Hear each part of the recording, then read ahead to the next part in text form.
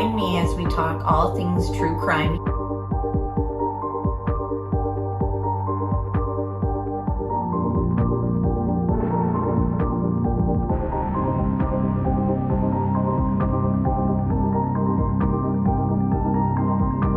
Made contact and shattered. The missing 4-year-old. The parents have called in and advised that the mother has went through a wall, came home, now they can't find her. Turn it over to another agency. Chad, where are Lori's kids? They've been missing for 4 months. You have nothing to say? 4 were stabbed multiple times and were likely asleep during the attack. Some had defensive wounds. Most of them had just like one that was the lethal stab wound. Oh, what a tangled web we weave. Once I told a lie, and I told my family, I had to keep lying. What's your, is it deemed? We haven't cleared anybody.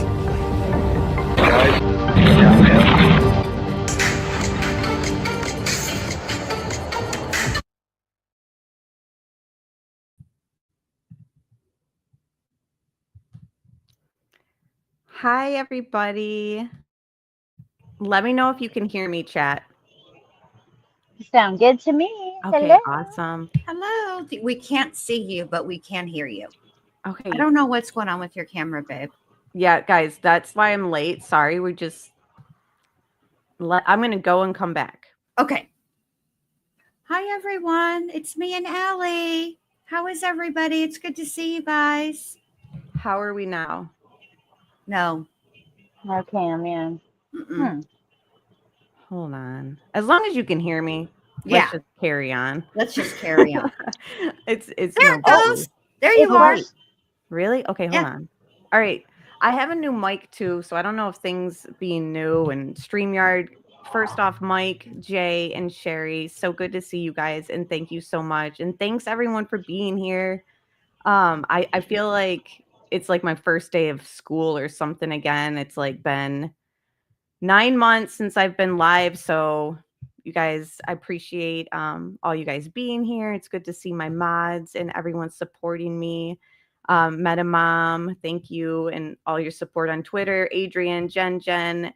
If I don't list you guys, I see you, and I'm excited to have my guests here tonight. Got my glasses on, so we mean business. I've got Jen Liu from the Ward Studies and Alex Erickson. Hey, Melly. First off, I just want to say thank you to you two for joining me tonight.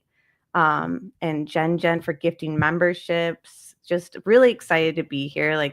I'm like blushing just because I'm just excited and nervous. And I don't know, I've been enjoying being a viewer of your guys' channel, of course, even before my maternity leave. But even while I was gone, I would have to say I enjoyed it even more. The trial coverage, just going through the cases as a viewer. I just want to thank you guys for just always keeping true crime like factual and just straightforward. That's why I go to your guys' channel, and I recommend everybody in chat, if you're not subscribed to these ladies, I'm going to link them in the video after the stream.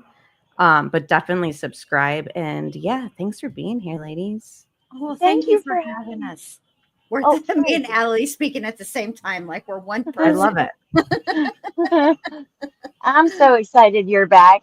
And yeah, I can't wait to see what you're gonna do. And yeah, I'm happy that we get to be here for the first live back.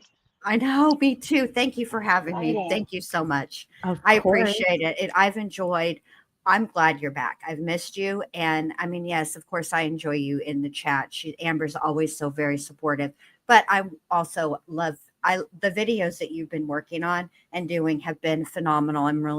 They're really good, you guys. If you've missed them because you didn't get notified or whatever, just go check out Amber's videos. They're phenomenal. She does a fantastic job. She really does. Thank you. I appreciate that. And, you're kind of touching on something it's Watts related. First off, can't believe, in my opinion, it doesn't feel like 7 years. I don't know. I don't know what it is.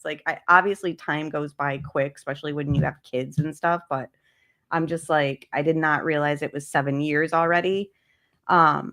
Being out of true crime, I figured tonight we would just talk about the 7-year anniversary that's this week. It's not today, obviously, it's the 13th, but just what's been going on specifically in this case. I want to talk true crime in general, of course, but I would say obviously tonight being Watts related, I kind of want to touch on just a little bit of like rumors, I guess you would call it, or just stuff I've been seeing on Watts Island while I've been gone, just as a viewer. And Jen, you edit videos. You know how much time it takes to go into them. You do a great job. I love, just hearing you kind of narrate the cases the way you do. Allie, I know you edit videos as well. I'm just kind of referencing this YouTube channel that put out a Watts video. I don't want to name names. I'm not trying to ruffle feathers, but I do want to touch on a rumor that kind of was going around a couple months ago and kind of get your opinion. Like, a mod of mine like messaged me one day recently after this channel put out their video, and he said, I think that so and so uses like AI to like do the voice to get the info. It's just too like, I don't know.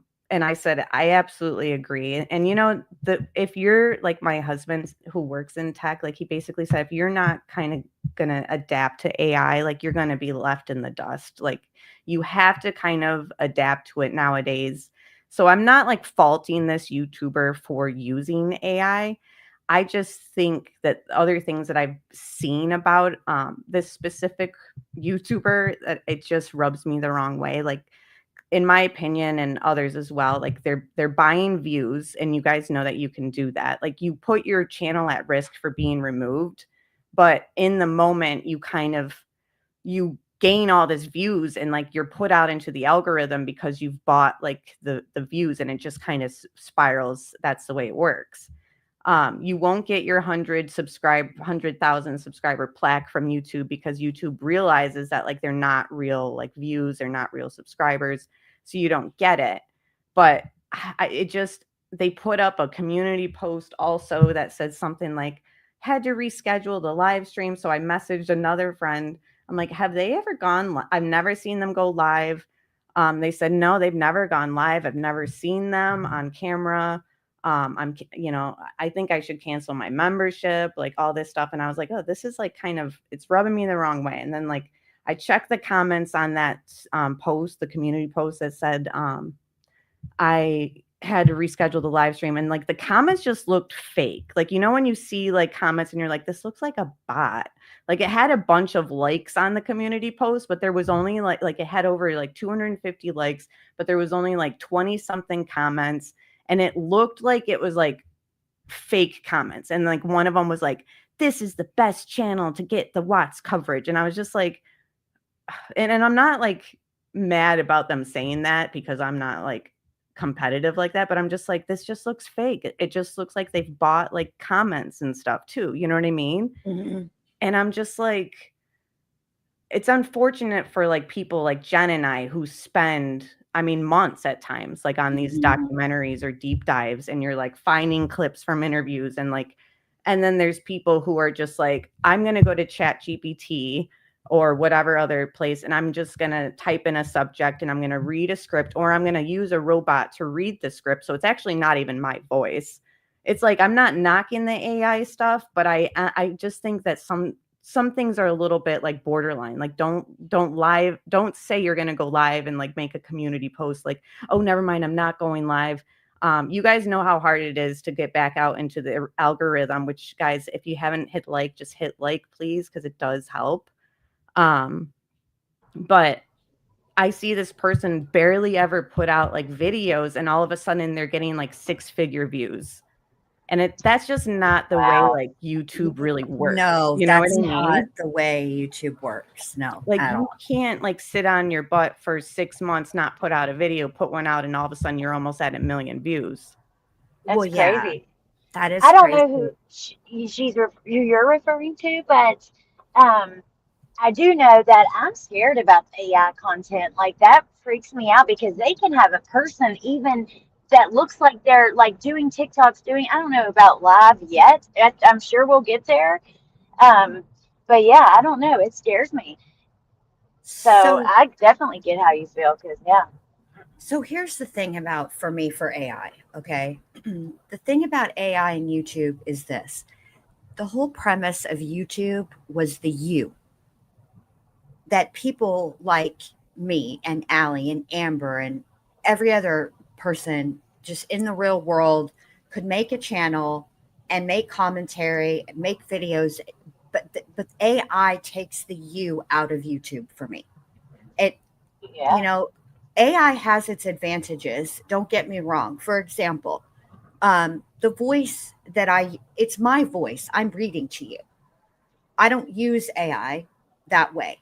Could I take this avatar on my screen right now and use my voice and make it speak the words that I'm reading into a script? Yes, I could do that. That is AI.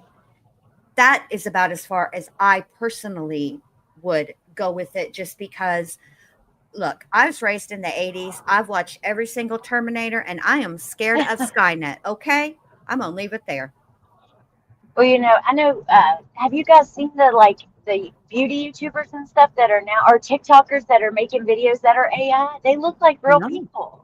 Oh my God. Whoa. It's crazy. Yeah. They look like real people, like just showing their makeup and fashion, and it's AI. And Amber, I know some okay, I got a question. How do you guys feel if you just have AI help you? Like, let's say you have the idea, you have the information, but you want Chat GPT to write it into a script for you that makes it more compelling to the viewer or something. Like, I know people who do a little bit of something like that, and I'm okay with that.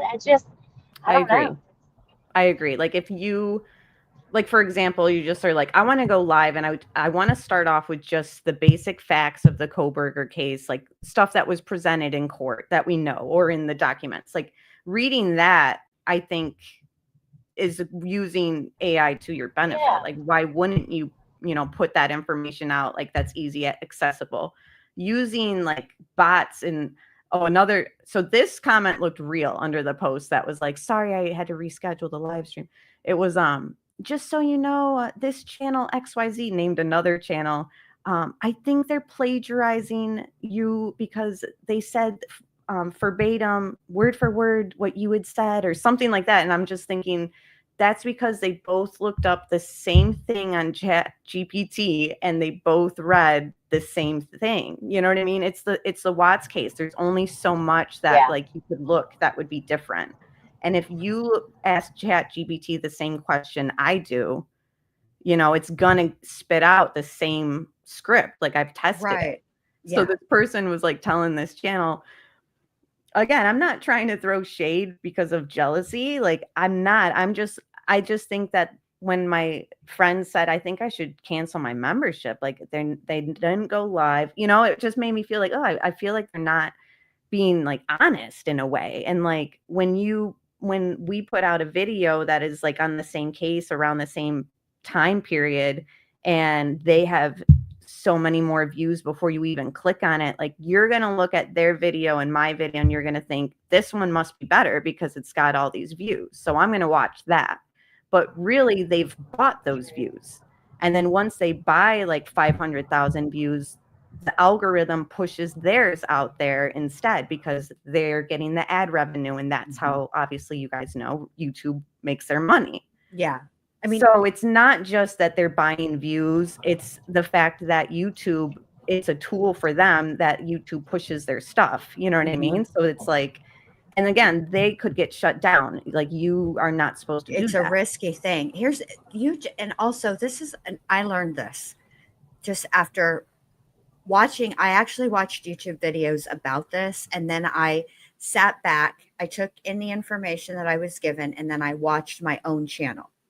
The way that YouTube, one of the things, nobody really knows how YouTube's algorithm works exactly. But there are things that you as a creator can look at that will help you figure out your like rhythm. Okay. So when you go to your studio and you click on a live that you've done, or you click on a video that you've done, and you click on the analytics, and then you click on reach, you're going to want to look at impressions and click through. So YouTube, when you're doing well at it, your impression should be around 5%. the more and if you can consistently stay at that, YouTube will continue. That's one of the tools that YouTube uses to consistently push out your videos.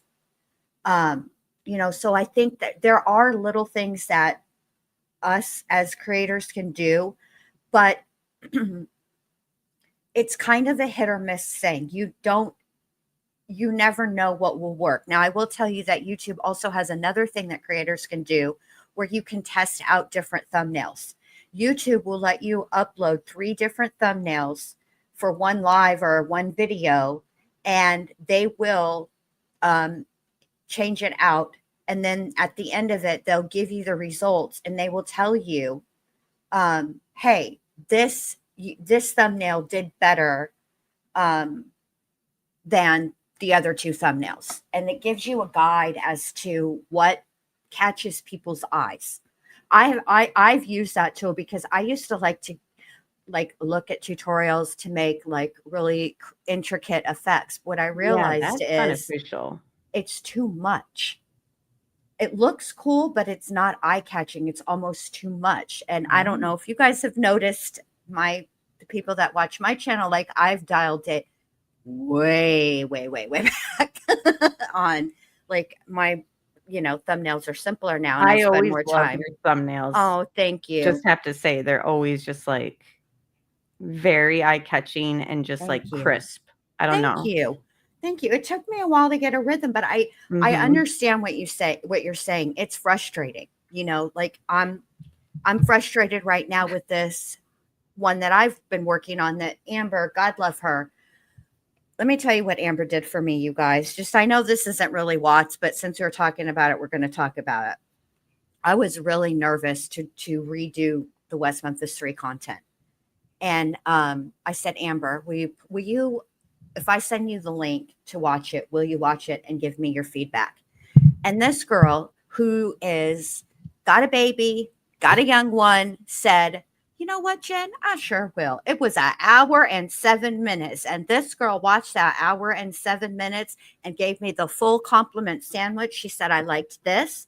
I think you should try this. And I liked that.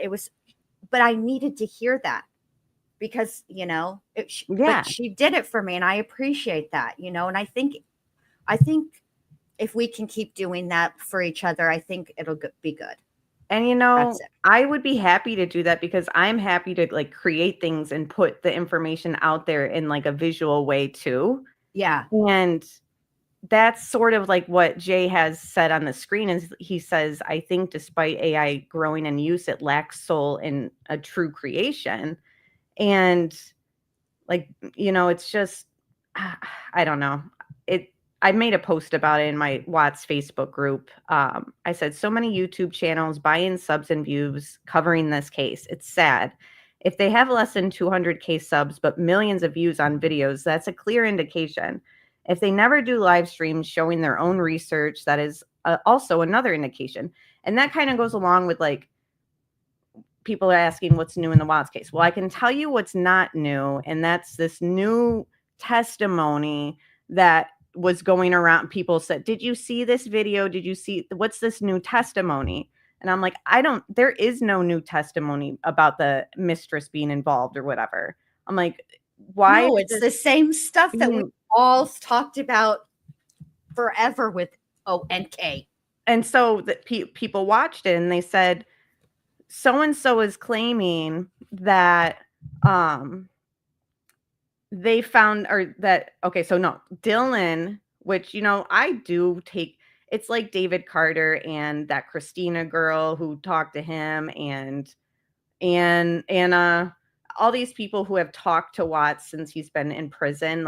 I take things that they say with a grain of salt, but the one thing that each of them have kind of consistently said is we think that the mistress had more involvement based on what Chris has said to us.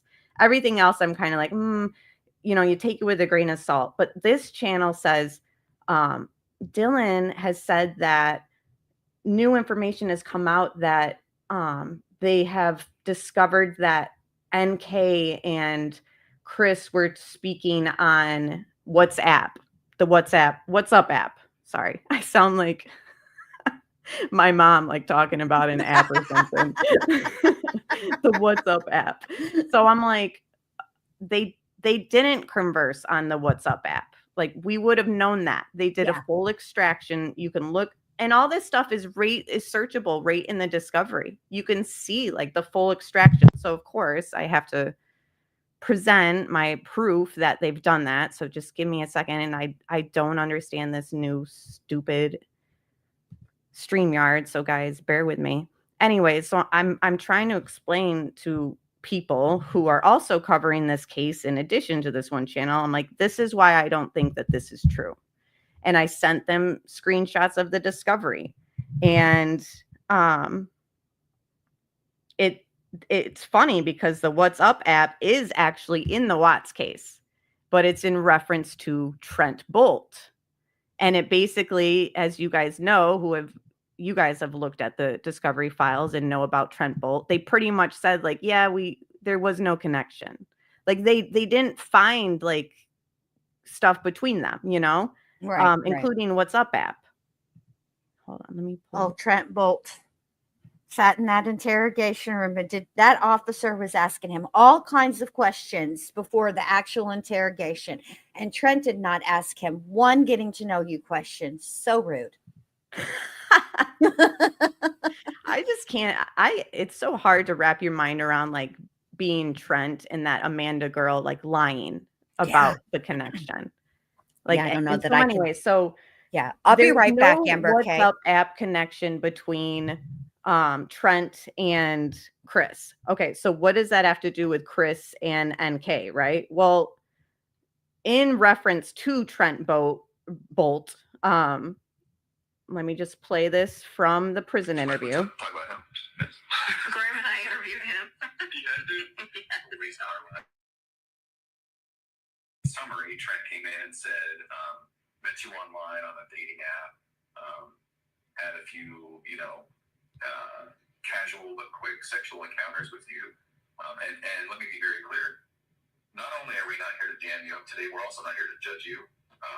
And if there is anything like that, you can imagine we've heard way worse, way different, So if it's true, I hope that you can just casually say, yeah, I mean, this happened. It wasn't as bad as he said, but maybe this happened. So his story was met online, met you, and it was a time when we were experimenting with maybe men. And so he said he met a couple times, met his friends, went to an apartment, and had a couple of meetings in a parking lot, and that was basically it. I mean, that's something I never Okay. All right. And he talked about being in your truck with your girls, like the whole 9 yards. So. I've never even been to Wyoming, let alone driven up there to see somebody. Yeah. And so this is maybe a weird question for you, David. Do you have any gay experience? No. Okay. Any interest? No. Okay. Never had a time experimented, wondered? No. Okay. Is it possible that he found you instead of you finding him? So what John told me to find me on like a WhatsApp. Yeah, I don't even have that app. Okay. He had my phone, so okay. You could probably saw what app I had. I've never even heard of it. He never even heard of What's Up app. And he said, you guys have my phone, so you guys know that I never had the app. And so I try explaining this, like, you ignore everything about Trent. The whole thing is apparently What's Up app has already been tied in this case. And like Chris, you can't believe everything Chris said. They did a whole extraction of the phone. There's nothing about What's Up app except that aspect. In the whole discovery, in the whole prison interview, the app they wouldn't hide it. So for this channel to be like, this new testimony that NK and Chris probably had secret conversations on the What's Up app because it's like cryptid or whatever. I'm like, they already did that on the secret calculator app. Like, we know that. Yeah. So no. And then so they're like, well, Dylan, talk to him. And I'm like, yeah, I also had Dylan in my Facebook group, and some of the things about the case people were trying to tell him, and I sent screenshot, and he says, it's all messed up, and I don't really like talking about it. And then people were saying to him like, well, then what? Because they were trying to correct him on certain things. that he didn't know, and they weren't attacking him. They're just saying like, I think you don't know the case like we do because you've heard it from Chris. And so I basically was telling this other YouTuber, I'm like, yeah, and it is coming from Dylan, which some of the things I believe, but at the same time, like I showed the screenshots, I'm like, he doesn't really know about the case, and he like openly has admitted it. I'm like, so this whole like getting almost 1 million views off of this new testimony, I was like, it's more than just clickbait views by saying new testimony. Those views were bought, and that's my opinion. People can hate me for it. I don't care. I've just people sending me stuff in the Watts case, and I'm just like, this just isn't true. And people are saying, well, Chris didn't even have social media. I'm like, yes, he did. Like you can see right here on this page. And yes, Sprinkled Donut, I agree. And hi, Tony, and everyone else who joined. I really appreciate you guys being here. But I mean, this is just an example. Every social media that we had of Chris, we have it in the discovery. Watts logged into Instagram. Right. I mean, what do you guys think about this whole rumor, like with the WhatsApp app? Sorry, Amy. I think that it sucks that false information is getting out there that widespread. And you're right. I talked to Dylan too, and he doesn't. I think that he's learned a lot of the case from social media, and it's just because Dylan says it doesn't make it true. I'm gonna, that's just the facts. I don't like it. I don't like that at all. That really sucks because it feels like there's nothing you could do. There is nothing I could do. No video, no title, no thumbnail that could get one of my videos out there to that many people. Like, and it sucks that false information gets out there to that many people. It does, especially with how many hours, like all of us, I mean, even in chat, not even just you guys here on panel, like we've all spent hours researching this stuff. Right. So people who clicked on that video, like, I mean, they were messaging me, like I said, and like they were disappointed. And it's like, I'm sorry that like, and thank you, Sherry. I'm sorry that happened. You know what I mean? Like, it's not true. And like, besides getting trolled all the time in this case, I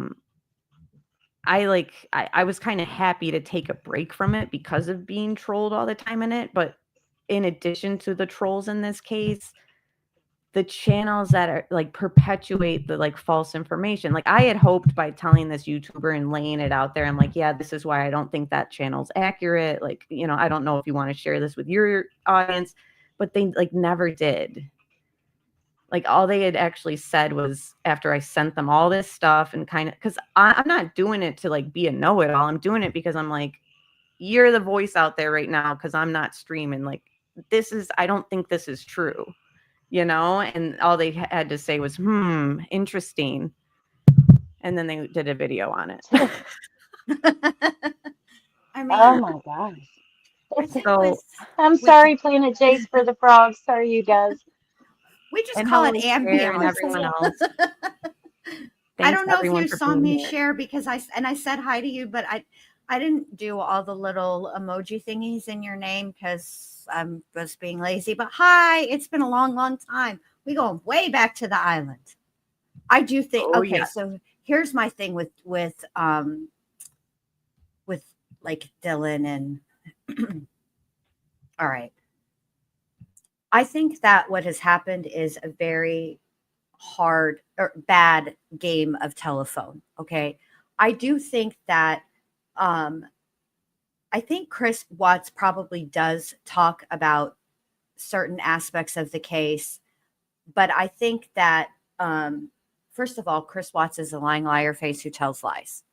So that complicates the game of telephone from jump. Then you have somebody who is had these conversations while he was inside with Chris, and now he's no longer inside, right? And he went somewhere else in the interim, so to another facility. So I think he's recalling stuff back, but I don't think that he's recalling it exactly the way that Chris Watts said it, if he said it at all. Do you know what I'm saying? So like, I think that you got to be like careful how much I would be careful how much stock I would put into stuff like this, because what they say. I don't think that we've all wanted to hear from Chris Watts for a very, very long time. Like, we all really just want to understand why. And I know that even if Chris were to come out and do like an interview and say, just lay it all out, it doesn't really matter what he says in the end, because we're never going to understand. Nothing that Watts ever says as a reason why he did what he did will ever make sense to us. And it shouldn't. That's a good thing. It's not supposed to make sense to us. We'll never understand it. And I don't think that Watts would ever even say why he did it. I think that Chris Watts, to me, has always come across as a person who cares very much about how he's perceived. And I think that I don't think he'll ever say why or tell the truth about certain aspects, frankly, because I don't think that he wants the world to know just exactly what kind of monster he is. That's just me, though. Yeah, I mean, I do agree that he would never tell the full truth. And I agree with Sprinkled Donuts' comment, too, that she feels like Chris has adjusted too well. And that's the other thing, too, that I've seen, not even on just YouTube, but mainstream media loves to put this, like, he's fat and miserable and he this and that. I haven't, from what I hear from the person who worked in the prison, she no longer works there anymore, but she was saying, like, no, like, he seems like he's just, like, going with the motions, like he's, like, content. And I could totally see that. But doesn't that really make sense? Think about it. Human beings, we can adjust to any condition, whether it's a good condition or a bad condition. We get, they call it, it's not the same for prison. It's not like really Stockholm syndrome, but that part of us that exists that can be, that can have Stockholm syndrome, that's part of everybody. We all adjust. It's okay. I guess a better example would be like, okay, all of you guys who have kids, when you think back on your life before you had kids, right? It's hard to even picture your life before you had your children, because because human beings adjust. So I think that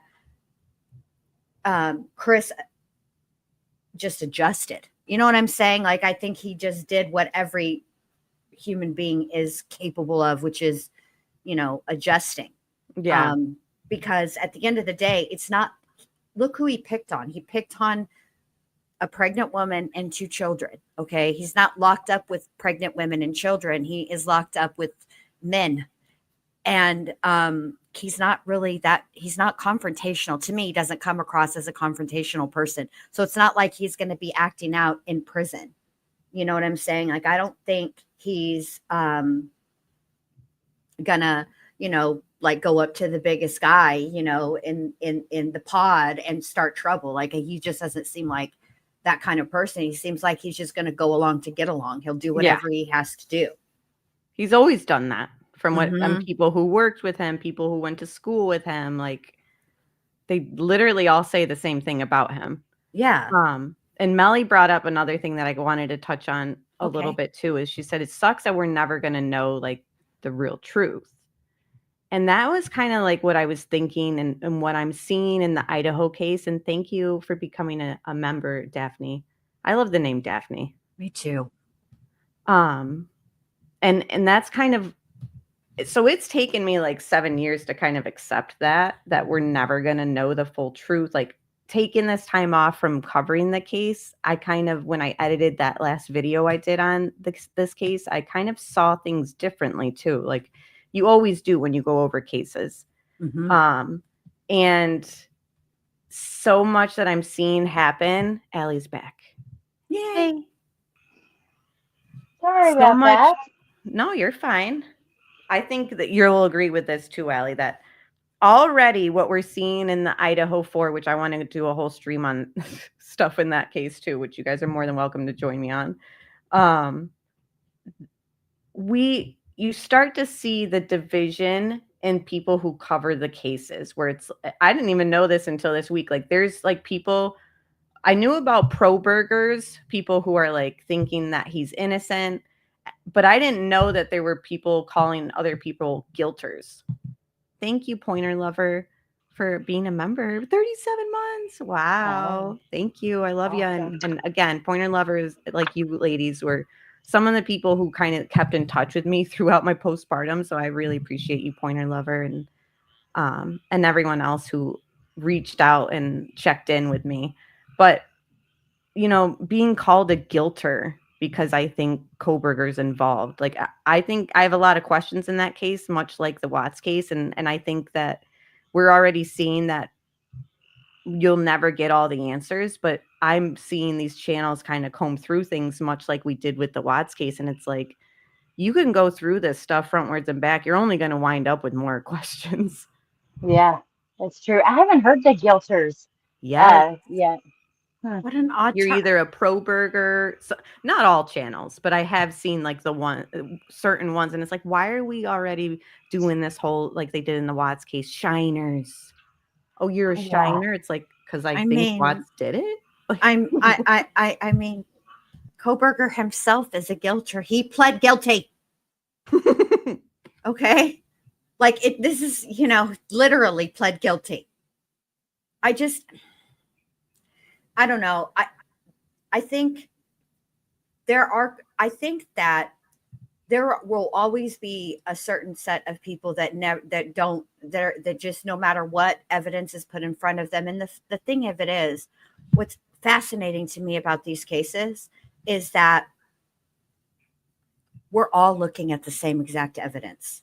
There's no, you know, we're all looking at the same thing, but we're all interpreting it and perceiving it differently. And yes, Jennifer, they can, to answer you, they can be prosecuted. That's usually part of the immunity deal, is if they lie, the immunity deal goes away. But I think that it's interesting that people perceive the same evidence very differently. And I think that even if we had gotten a trial, I think that there would still be a percentage of people who just don't see it that way. And, you know, and I've covered a ton of trials. And even before I covered trials, I've always watched trials. And there's always questions at the end of every trial. The state's job is to put on the most compelling evidence, not all the evidence they have ever. Right. Yeah. So, you know, look, I still, to this day, and it's been 2 years now, I still want to know what the truth about the candle was. I was just thinking that. Letitia and Gannon. It's still, you know, it's one of those things, because it's integral to the story. It's the one thing that was consistent throughout everything. Do I think that she's telling the truth about it? No. But for whatever reason, there's something important about that candle, because it's the one thing, it's the one story that she was consistently consistent with. That's it. Everything else changed and moved depending on how she was confronted and who did the confronting and whatnot. So I feel like, you know, I think even if we'd have gotten a trial with Kohberger, I feel like we would still have some questions. But I think the main questions, the important questions, I think for most of us, I think that would have been answered. I don't know, though, you know, for sure, because we didn't have a trial. At least the itch would have been scratched a little bit. You know what I mean? Well, you know how, like, okay, so with Letitia and Amber, you said the more you go through, the more questions you have. We went through thousands and thousands of pages of stuff, because one of the files we got was 3,000 pages. One was like 1,500. And then, you know, the next prison she's been at, and you still have more questions. But what I think would have been like beneficial for the trial, like in Koberger's case, is that, and in Watts actually, is like now we're seeing all these crime scene photos being released and stuff, right? And if you could see someone who does crime scene reconstructions put on testimony about how exactly the movements were, you know, each movement and why this blood droplet's in this direction and this one's in that one and what was happening in this second. Like all of that, I think would answer a lot because we don't get to see that. It's kind of left to the imagination and we're all just making up our theories and, you know, Yeah. I don't know. And just like what you're saying, like we're all kind of making up, and it's not that we purposely make up theories. Like you said, we're presented with all this same evidence or the same information, and we're perceiving it, we're interpreting it a different way. And that's what House Huddle is saying, which, guys, she covers a Watts case too, really good. So check her out as well. But and she interprets it in ways that I never even thought of looking at the Watts case. So it just kind of goes with what we're saying, like in Idaho 4 in the Watts case, like that's what's scary to a district attorney, House Huddle saying, is because you can show the jury this stuff, but 12 of them might not see it the way that the state's presenting it or whatever. And even with the Karen Reed trial, I mean, like you said, sometimes even with a trial, you still have people that will refuse to see things the way that, like, well, the evidence says this. So why are you still saying that Karen Reed is guilty? Like, we've cleared her 2 trials at that, you know? But they're still there. They're always going to be. It's just, I think that these plea deals, in my opinion, they create more secrecy. I mean, the secrecy in it, like, I don't know. I think that there's being a false representation of transparency with these Idaho 4 stuff being released, like it was in the Watts. Like it was almost like they gave us everything in the Watts case, but at the same time, it was like, but where's the Celebrite report of Chris's phone? You know, like what is everything that kind of came from his phone? Like, why do we not have the Vivint call law? Like all that is sealed because it was supposed to go to trial and that they wanted to protect it, but none of that ever got unsealed. That could clear up, hey Roxanne, that could clear up so much information about the conspiracies around people being in the house after Chris left, or people closing the doors of the basement, etc. And it's just, I mean, there's a way to get that stuff, you know. But you have to like get a lawyer. And you would. Stuff. Petition you would. The court. You'd have to petition the courts because Watts in. Okay, so in the plea deal aspect, it's similar but also very different because Brian Koberger took a plea deal at the very end of. I mean, he took it right before trial was. There were 6 weeks until trial when he took this plea. When he pled, it's not.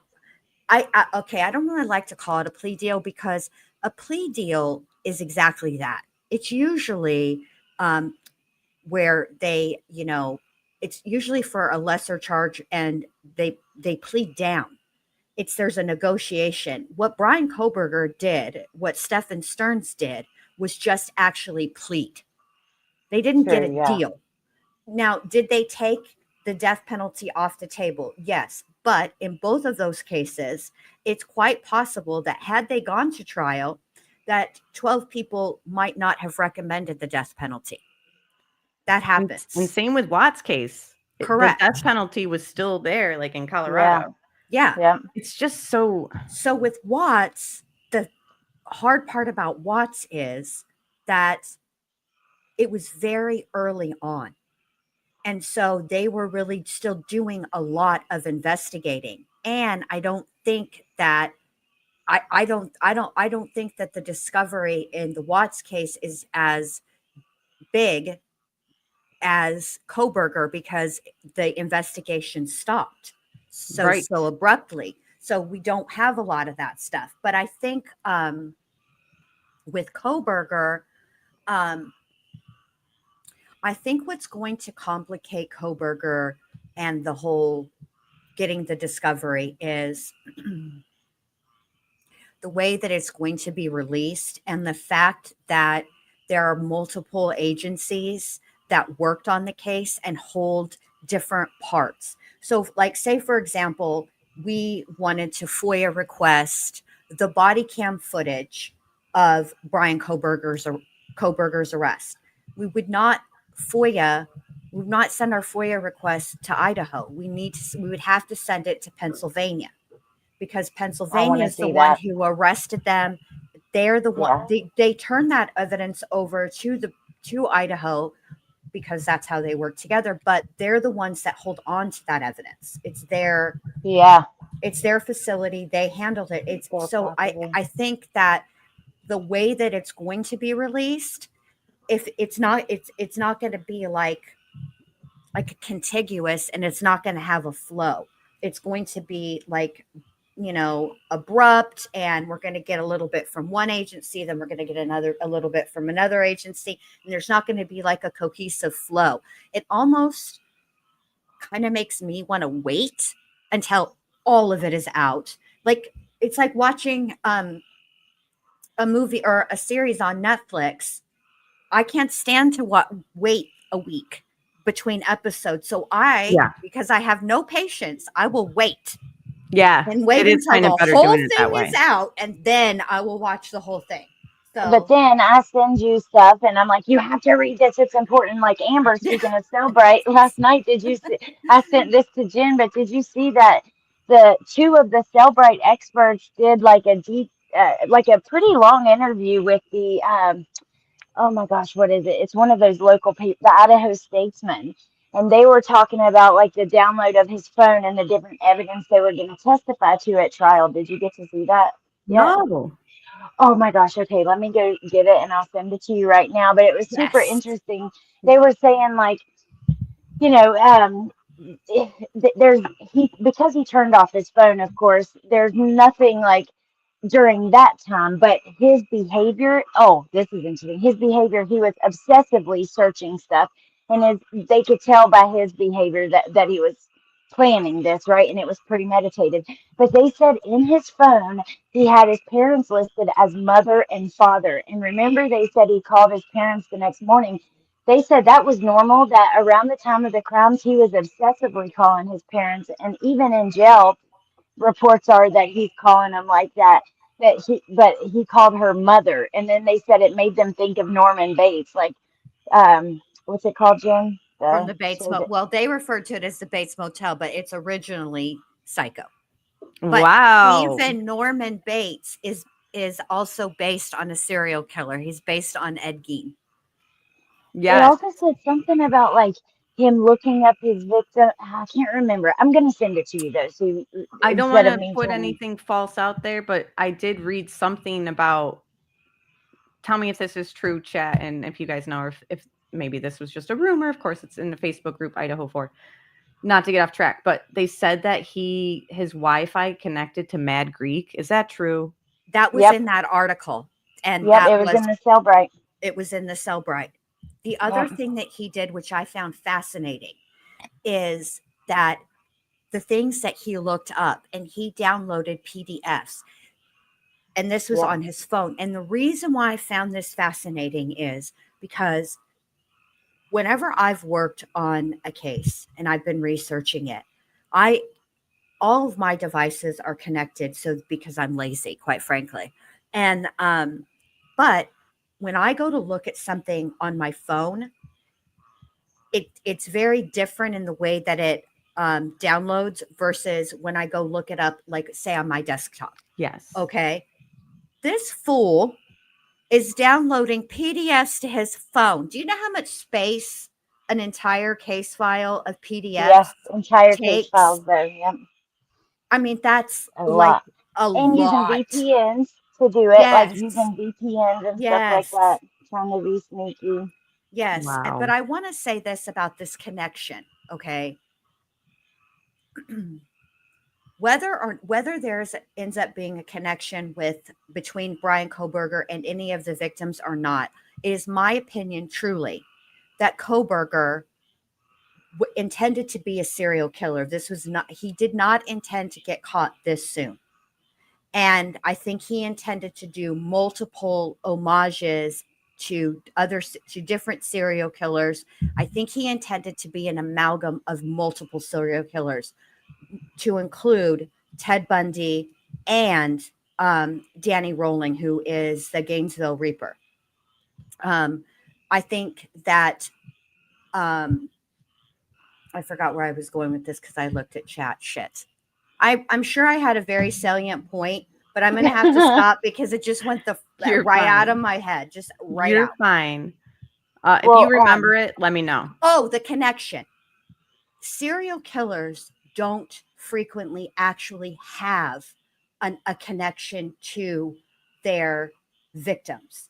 BTK wasn't all that unique, but BTK was meticulous in picking his victims. He kept logs of their activity, and he surveilled and watched multiple victims at one time and potential victims. There were people in his logs that were not actual victims. There were people that were victims that weren't in his logs. So to say that, well, you have to, I just want to point out that it's not that uncommon with a serial killer, which I think Brian was going to wanted to be, to not actually have a connection to their killer and to their victims. In fact, that's what makes them serial killers, is that not only do they not have a direct connection to their victims typically are not connected to each other either. Yeah. Like they don't know each other. And just to clarify real quick, like he searched his victims, but not until after. They said after the murders, he was doing like obsessive searching of the murders and the they wrote it as if and his victims, but that was after. But yeah, I just sent it to you, Amber. I know we're talking Watts, but you got to read it later. It's very interesting. Oh, it's so good, Amber. I definitely will. And there are a lot of the cases are totally different. They are. Victims, totally different. Everything about the cases are different. I have seen similarities in how they were handled, though. But I'll go into that in another stream. Like I'm talking about. And thank you, FB. Really appreciate you. Just the media coverage, the fake news that were put out in the Watts case and Kohberger. There's so many things that I've been like, that kind of happened. And the prosecutor coming out after both sentencing saying, we don't think he'll ever tell the truth. Both of them said it like almost word for word. District Attorney find that interesting. Yes. And I was like, oh my God, no, please don't say the same thing Rourke said. I know. But I also think but there's like an element of truth to that. Okay. For a person to commit the types of crime that Watts did, Watts is very unique Watts is not unique. He's not unique. What Watts did is very different than what Kohberger did in that he had an absolute personal connection to his victims. What's worse is that he was supposed to protect his girls. I'm talking about his daughters and frankly, his unborn child. Okay. I think that in order for somebody to get to that point where they do something like that, especially to their children, we've all seen crimes of passion where spouses kill each other. That's not that rare. It's the children. That element is what makes Watts a different breed of monster, in my opinion, anyway. And I think that if you are capable of doing that, and also you lie. Watts lied from the very beginning. That's the problem with being a liar, is that when you lie, then everything that you say becomes suspect. Yes. He strings his mom along too. He plays games, and it really irritates me the way he treats it. He's keeping his mom I feel like if he would just sit Cindy down and say, look, Mom, what had happened was, and just lay it out for her. Yeah, she's going to go through a level of denial or whatever, but what he's doing to her now, because he doesn't want to just be like, Ma, I did it, is cruel.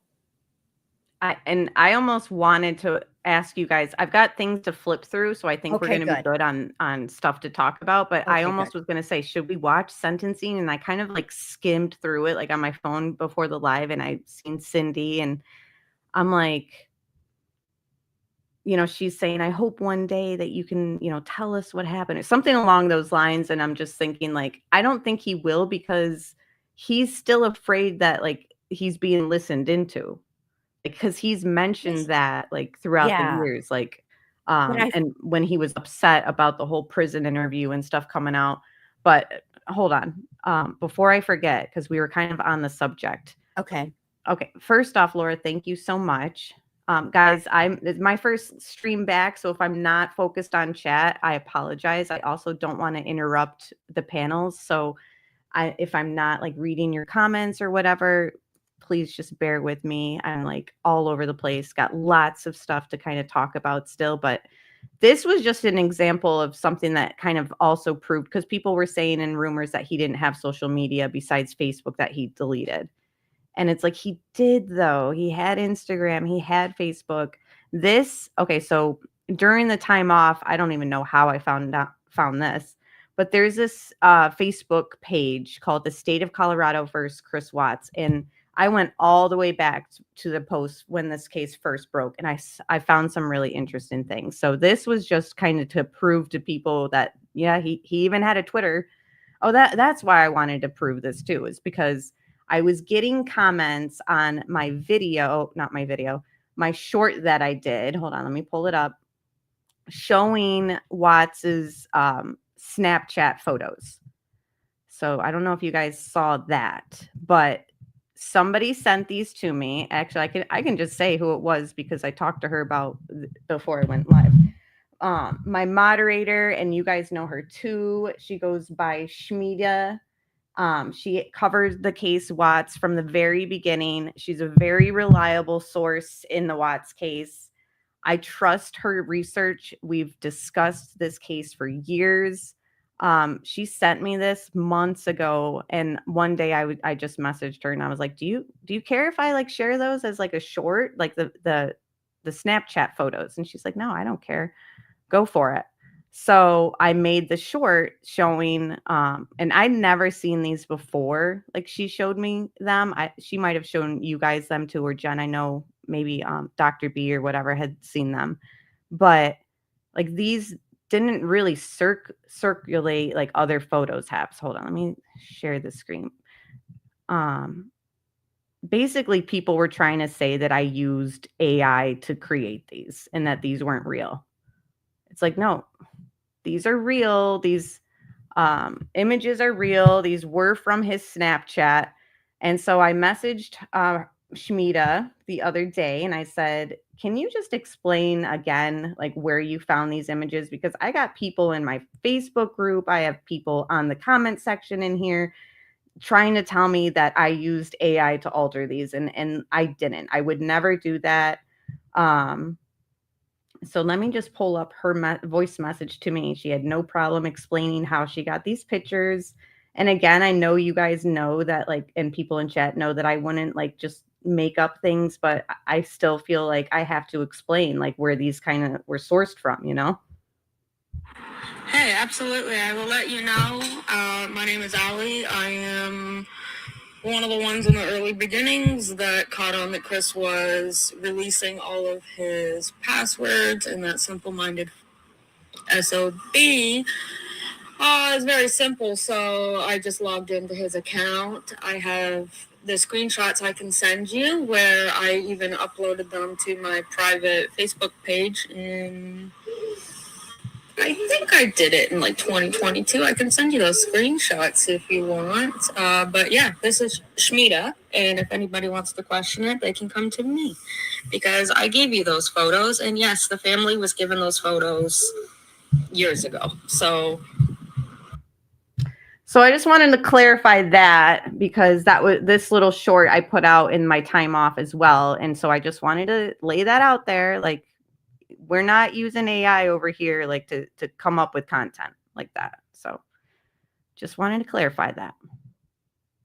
But this page, and you guys know that Schmidita is a reliable source too. Okay. I just would like to say on Schmidita's behalf, Schmidita has been a mod for me and Dr. B also since we started our channels. And let me tell you something about Schmidita. Schmidita when it comes to stuff like this, Schmidita will pop into chat every so often and be like, hey, you know what? I was bored today and I noticed something and I went and I just wanted to see if I could log in. Boom. You have pictures. Schmidita would never, and ATS Amber would never. Schmidita and Amber have a different connection to this case than I did. So this is not like AI. And I want to ask you this, Amber, and you tell me what you think. So you know how you can use Canva and you can use an image upscaler. Image upscaler is AI. And you can take a picture that's of low quality and make it a better quality. And I wanted to know how you felt. Oh, thank you, Pointer Lover. I wanted to know how you and your chat feel about using that feature, because there's crime scene photos that I want to show. They're not graphic. I would never do that. But they're old and they were taken with a Polaroid. Some of them are just, they're from 1993. They've not aged well. It is what it is. And I thought about upscaling them, but I feel like I shouldn't do that because I want to keep it how it was. And I just was curious how you guys feel about that, because we're talking about AI and stuff. So sorry about that. I lost all sound and then I came back in and it was still gone. So I just exit out of everything and now it's working. I don't know. Oh, you're right. You're fine, girl. I was just talking with my mic on mute anyways. So you're totally fine. We're just hanging out tonight, guys. With the first stream in 9 months. So yeah, we're just kind of chilling. But I honestly, I see nothing wrong with that, Jen, only because resolutions on televisions and Seth, I was 5 in 93. I was but anyways, 16 in 1993. So I wasn't like a grown ass. I wasn't like a grown ass adult or anything. Right. But, I was almost there. Honestly, just because of the way that technology has just for clarity and it's not like you're changing the image, you're just sharpening it in a way. But sometimes it does change the image. So see, that's why I just want you guys to know, I'm going to put this out loud and proud right here on ATS News. I'm not going to upscale them. I think that you need to I think that the better thing to do is to show it in the way that it was. They're not going to be clear. Some of them both. And to be quite honest with you, some of the photographs, I'm not even sure exactly what they're trying to depict in them. Whoever photographed these takes pictures like my mom used to. We used to call my mom's pictures, I'll be there in a minute, because we would all be standing there posed to take a picture. And when my mom would get them developed, it would be of the floor or of the ceiling. So Mom, what are you doing? God love her. But that's, how it was. So I just, I just wanted to point that out. Just wanted to see what you guys thought about it. I feel like if you did the original and then you clarified, even in parentheses on the next screen that said, that's a good idea. Used, because this is almost an example where AI, maybe you could incorporate it into true crime where it's but you clarify, I tried to enhance it. This is what it looked like. Yeah. Can you see better what they're trying to show in this picture? That's a good idea. Have done that even in the Watts case, with the truck footage and all that. And it did make me see the shadows easier. Right. But they clarified, we have used, whatever, the software, whatever. Yeah. So this was on this page, State of Colorado versus Chris Watts, back in September when this case broke 7 years ago. And it says, I found this pretty interesting. Just 2 days ago, Chris Watts' Twitter was set to public. While I could not see a timestamp on his tweets, he was retweeting sports-related tweets numerous times on August 12th. Now someone has set his Twitter to private. Someone had to go into his Twitter account to do this while he is in jail. Who is protecting him? So I'd never seen his Twitter before, and I never knew that like while he was in jail, people were like privating his stuff. Possibly a lawyer, maybe. I would think that it might be a lawyer, but the truth of it is a better, more probably the most logical explanation I can give is that when law enforcement looks at social media, be it Twitter, Facebook, Instagram, what they do is they send it to Twitter and they ask for a preservation. Yes, so what I remember that they does, did that to Brian Laundrie. Yeah, so what that does is it keeps everything right, just as it is. And then what they'll do is work on getting the subpoenas so that they can then subpoena Facebook, they can then subpoena Instagram, whatever social media, because they have to do it sometimes with Google. Yeah. They have to subpoena. So that might have been what happened, or it could have been an attorney setting it to private.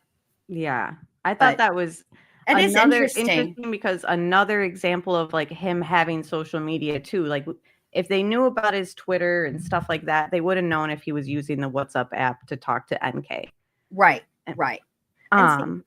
But on that page, going all the way got? back to the beginning days of this investigation, I also thought this was interesting too. And look at this, Allie. September 1st. So this is 2019. So it's already been a little over a year since the crimes took place. A new book about Chris Watts is coming out called Letters from Christopher, written by a woman named Sherilyn Cadle, due to be released in October. According to the author, she will be donating a percentage of profits to DV charities and crimes against children charities. Do you think Chris Watts will reveal anything new? And then it shows, I don't know if this is like an email or public comment. Wow. Just look, but yeah, you know that's not true. But let me read this. Yeah. I'm excited to let everyone know my book will be out on the stands in early October. Letters from Christopher. The book is detailed story straight from Christopher about the murders of his pregnant wife and 2 little girls last August. First off, I guess she kind of included Nico and pregnant wife. I have been visiting him in prison, and he writes me letters with many things he has never told the authorities. Some things are shocking. Please help me spread the news and pick up my book. It will be sold everywhere in bookstores, Kindle, and Amazon. Thank you so much for your support. Somebody commented, I think if I remember correctly, he signed away his rights to all. Okay, that's not related. The whole thing is she never, and again, when she started this book, she also, and I'm so mad I don't have this phone that it won't boot up at all. I had screenshots of Sherilyn Cadle texting Cindy Watts and basically saying, like, I believe that there's more to do with NK. I will give you guys a percentage of the royalties from this book so that you can get a lawyer and help Chris, because NK's and like they were in text messages. Wow. Like she was, and then I read this on this page, and guys, I'm like I said, I stepped away from this case over the months, but then when I jumped down this rabbit hole of this like Facebook page, I found this and I was like, are you kidding me? Not only did she lie to the Watts family about giving them like profit from the book so that they could, get a lawyer and convict or go after NK. I don't know, but she said that she was going to donate to charities. Yeah. And you know what? I never heard her mention that. So for those of you who don't know, the way I got my start, I was actually doing TikTok videos, my start on YouTube. I tried to interview her. I did. And then she agreed to start coming on live streams with me to talk about the case. And then I would come on and talk about other cases and stuff by myself or do other things. But yeah, at one point, I truly believed that she was just, even when it came to her copy in that book, I just believed that she was, an innocent, maybe naive, older woman. I'm like, You said you were going to donate. I pointed this out on my channel like a year ago. She's written like 3 or 4 books on the Watts case now. By this point, she even did a book on other cases and included the Watts case in there, on a book on parents who kill their children. You know, it's just, I think it had to be a money grab. That's just my opinion. And no disrespect towards her. Maybe I'm wrong, but just based on that. And then this here, I cannot believe that. I never heard that. She never even mentioned to me that she said at one point that she was going to donate. Not that I can recall. I might be wrong. It's been years, but wow. Yeah, I was didn't stunned even when know I seen about that this. either. Yeah. Just really quick, I wanted to say something to the house Huddle, who said, but setting it to private wouldn't repost several other posts. So the other thing that could have happened, the house Huddle, is, and this happened in the Gypsy Blanchard case. The Facebook that Dee Dee and Gypsy shared, the public one that everybody knew about, I'm not talking about her secret ones, but that page was preserved, but it also was set to a legacy page. And if you look at the page now, yes, that there's posts that are actually missing. There were actually 3 posts, not just that, that bitch is dead. There were 3 total. 2 of them are still on that page. One of them is no longer, but I have a screenshot of it. So if it is something that they did to maybe, there's also comments that existed at one time when the post was initially made, before it became evidence. There were comments on that post that existed then in the moment, but now they no longer exist. But there are screenshots of them. So I wonder if when it gets changed to whatever it is for Twitter, I know for Facebook it's a legacy. I don't know what it's called when they do it to Twitter. If that changes things and maybe makes it appear as if there's activity when there isn't any activity. That's all that's just one of my, Yeah, that definitely could explain it. It was all this page, like I said, when I was going back like years looking at this stuff, like this one's 6 years old. Yeah. I mean, I was scrolling and I'm like, what is this? What is this? I never seen this. Like, what the heck? And also, spoiler alert, no, Chris Watts did not reveal anything new. Right. That's exactly what I was just going to say. And remember, you said earlier that no matter what Koberger or whatever Watts says, how are we to believe it? And what do you know? Well, she says in this right here, he's telling things he never told the authorities. Funny, because he's also changed statements that he told the authorities, like said the opposite to Cato. Exactly. Yeah, well, remember, that's where the 2 times, remember, that's where that story came into play. Back up. Yes. And see, okay. So I always had a huge issue with that. Yep. That story never made sense. And here's why.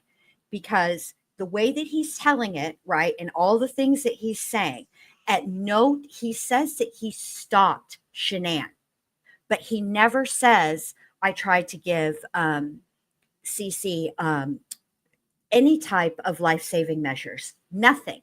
So that's why it never made sense to me. I was like, that didn't happen. Because think about it. You would be so aghast, right? You stopped your partner or your wife or your spouse, whatever it is, right? You stop them, and then you don't do anything to try to help the child. What the actual F, Watts? That's because it didn't happen. It doesn't make sense. It doesn't have it doesn't have the ring of truth to it. And the other thing, and House Huddle, my comment, yes, dig into it, was in response to you saying like deeper dive. You should definitely look into whatever deep dive you want to go down. I would love to watch, because different interpretations, different opinions. That's the thing, is like, we don't know. We don't really know. So I want to hear it all from all angles. But the thing too that Sherilyn Cato, she said that Cece was like brain damaged too, remember? Yeah, and that she was because you walking can. around. Yeah, I'm yeah. sorry. When have you guys ever seen a brain damaged child walking around? Why, if you had why would there be a brain damaged child walking around that you don't render aid to? Well, I see Well, that. this was at the second. I'm sorry, the third confession where he's admitting to it. So this hasn't anything to do with Shanann. Right. He's saying he did it and that they woke back up and she was walking around. She claims brain damaged. Yeah. No, Sherilyn, didn't happen. No. Well, here's the thing, though. It was in his writing, though. So I do believe he told her that. You know what I mean? Because I remember that was in his handwriting. I mean, I don't know. I always wondered if parts of that story were true. You know what I mean? Of course. But and that's the thing is like, is that going to happen in the Koberger case? Yeah. Like, are we going to be like, well, I think what he said in this book or what he said in this, like, is that because it's going to be chaos? I mean, it already is. It's only going to get worse. And here's the thing. Unfortunately, it will have to wait and see because they are going to sit and the prosecutor and the judge are going to go through all of the things that were sealed and they're going to decide what's in the public's best interest. Okay. Now, like Amber pointed out earlier, the public can argue against some of the things, okay, and try to petition the court and get that change, but it takes time and it takes money. So you'd have to hire an attorney and blah blah blah blah blah. Right. So in the interim of that, not getting we won't get those answers. Well, yeah, and Missy, it's good to see you, and thank you for all your kind words on all the comments you leave on my videos. Thank you so much. House Huddle, and again, this is another interpretation of information that we're all given, and this I could see making sense. You know, I take that as he gave them Benadryl so they would sleep through, and they woke back up.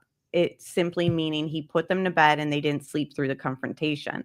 And I could totally see that as well. Yeah. Like when he tells Sherilyn they woke back up, like I could he see kind of that. says that in the prison interview about Bella, like she woke up, and then Coder says like, did she hear something? And he's like, obviously, or something like that. It's like right. Well, you know, a different like something that could happen regarding Idaho turning into that is I saw, you know, they don't have the Son of Sam law in Idaho.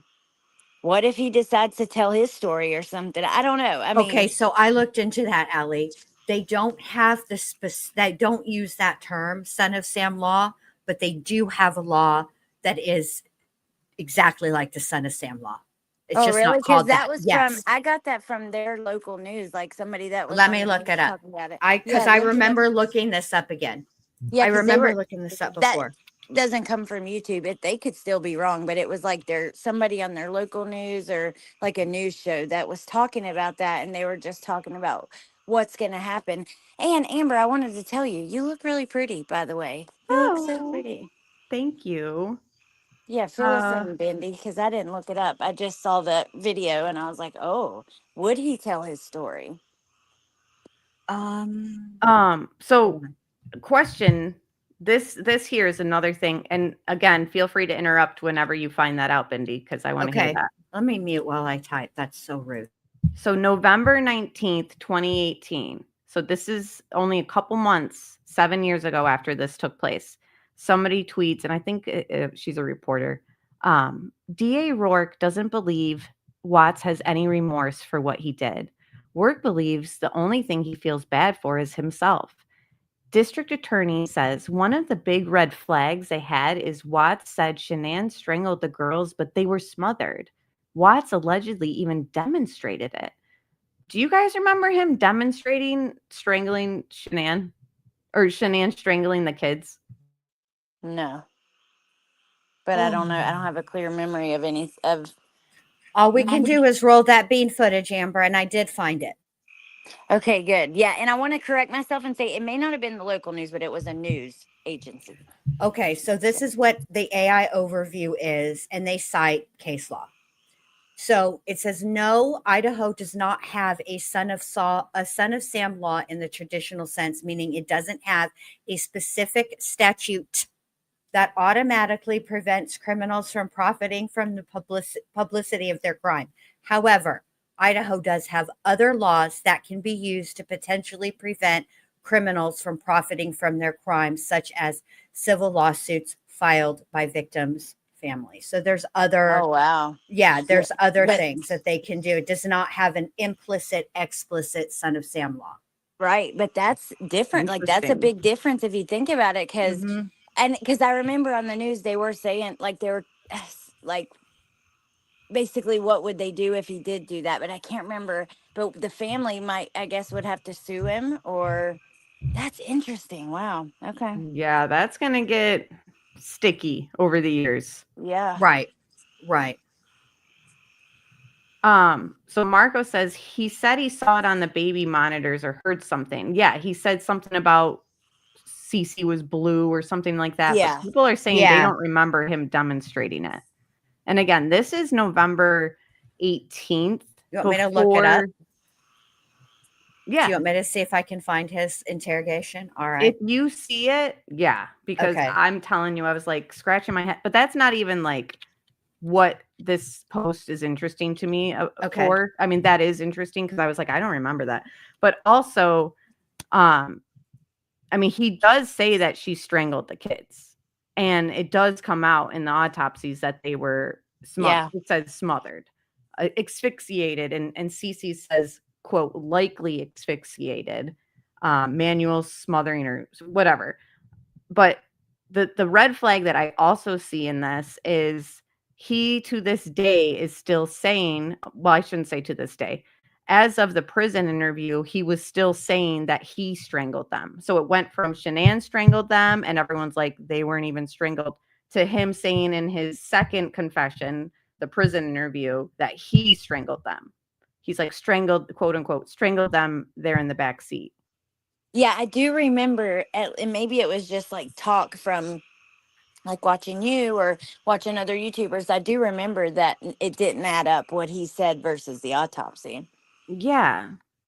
So okay, so if I'm when I'm looking for it, it's when he talks to his dad, right? That's the part I need to be looking at, because that's when that's what I would imagine, right? Either that or when he's saying it to Tammy, maybe. I honestly don't know. I don't remember ever seeing him demonstrate it. All right. I do remember what CE commented though. Look, NK's voice cracked. She put her hands in she put her hands on her neck or something. Shanann. Yeah. With her hands like this. It's Shanann. They're like, are you comfortable with saying her name? Oh, yeah. I mean, fuck off, NK. Exactly. But if this was a red flag to the district attorney because they weren't smothered, like he's saying, well, Shanann definitely didn't do it because he said that she strangled them and they were smothered, then it's still a red flag to me that in the prison interview, he was still saying he strangled them. Again, that's just my opinion. I think that it's interesting that Rourke says that as like a red flag that, that wasn't the truth. When he, instead of saying Shanann did it, he just inserted that he did it. He strangled them. It's like, but they weren't strangled. Just wanted to share that, let that marinate a little bit. You guys let me know what you think. Schmidita. Good to see you. Cute pic. It's a cute pic. All right. So I went through that. This last thing I have to share, also from that Facebook page. So just something interesting I found. This actually would kind of play into a Kohberger discussion also. So this was on November 18th, 2018. So this, I believe, is after the plea deal. Had to be. Yeah, because that was like first week in November. So 7 years ago, pretty much, what I do find to be unusual in this case, so this is a quote, I believe, from this talking head, I think illegal. It has the video. I don't know if I'm going to play the video, but let me just read this. He'll probably say exactly what I'm going to read in the video. What I do find to be unusual in this case is what I would have required a proffer session with the defendant, where he would have sat down in order to be spared the death penalty. And then he says he would have to spill the beans on everything from A to Z. We would have known what the motive is, which we don't know right now. And we would have clearly allocated in court, got up and said, this is why I did it. The only way he's going to get out of this is a belated assertion of innocence is not a basis to withdraw a plea. However, his lawyers didn't do a psychiatric examination, and the mother points this out. And that could be a huge deal here. So I guess it's, instead of me fumbling over it like a buffoon, let's just hear it from this guy. But I think this is interesting. And so many other people have kind of said the same thing about Watts and Kohberger. Because people say, like, well, Chris did tell us what happened, but he didn't until, like, prison interview. All right, I got it. Oh, okay. He did do it, but it's not really like DA Rourke is saying. Oh, that was fast, Jen. He did it like he's talking about how he did it with like Shanann. This is the only thing I can find. So let me just go back a little tiny bit. All right. He's talking about how he's saying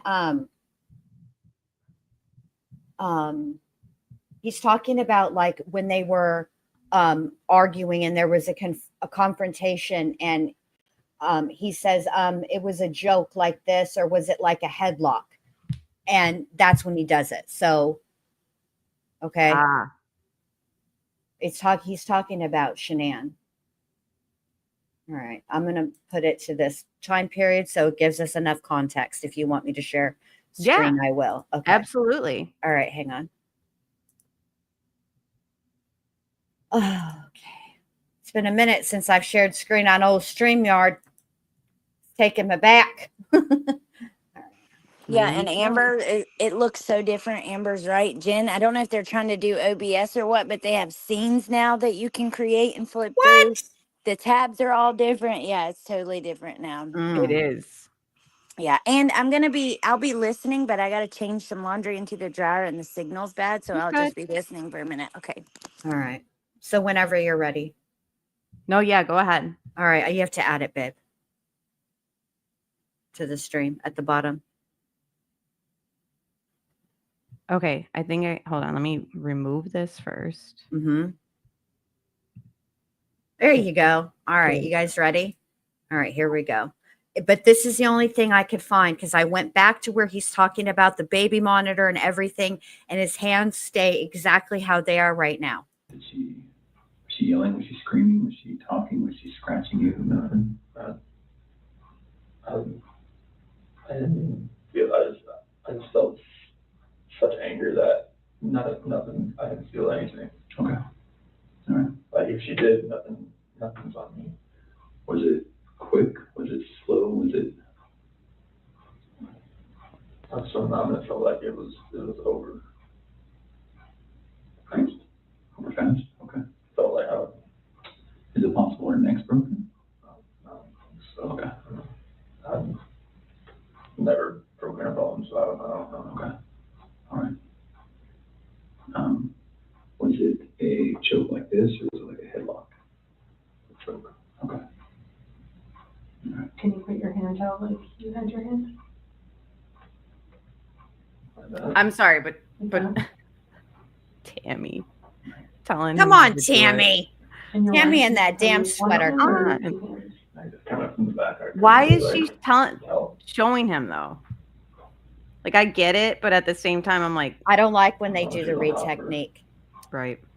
The monitor's not like. So he is talking about. Well, you know, how she was. I guess he's talking about what he saw. You want me to rewind it a little bit so we can figure out if he's talking about? Afraid to talk to Shanann again? No, you're good. I think he's Okay. talking about the Did you baby get worried that she was out of the monitor. room where you left her? So I walked in and looked around, saw the monitor, and I saw Bella. And then switched over to CC pretty fast, and that's when I saw that. And did you have any inkling that between the time that you finished the talk and the time that you found Shanann choking CC, you had no inkling she was going to do it? Sure. We both love those kids more than you know. Okay. I mean,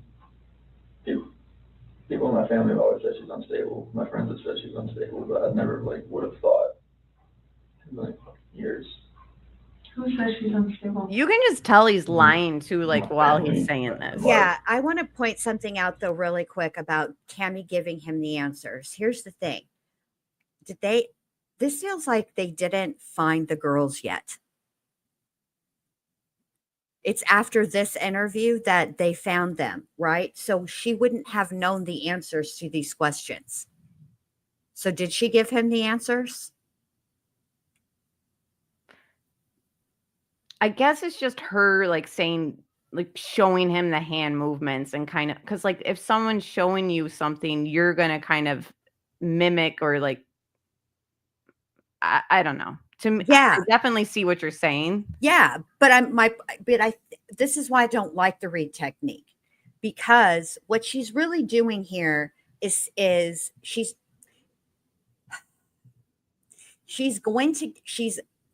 giving him a potential explanation. If he agrees with the potential explanation, and when they recover the bodies, if his explanation does not match the evidence, then they should have go back. But it's such a fine line, in my opinion, that it's just not good. It's not a good way of doing it, in my opinion.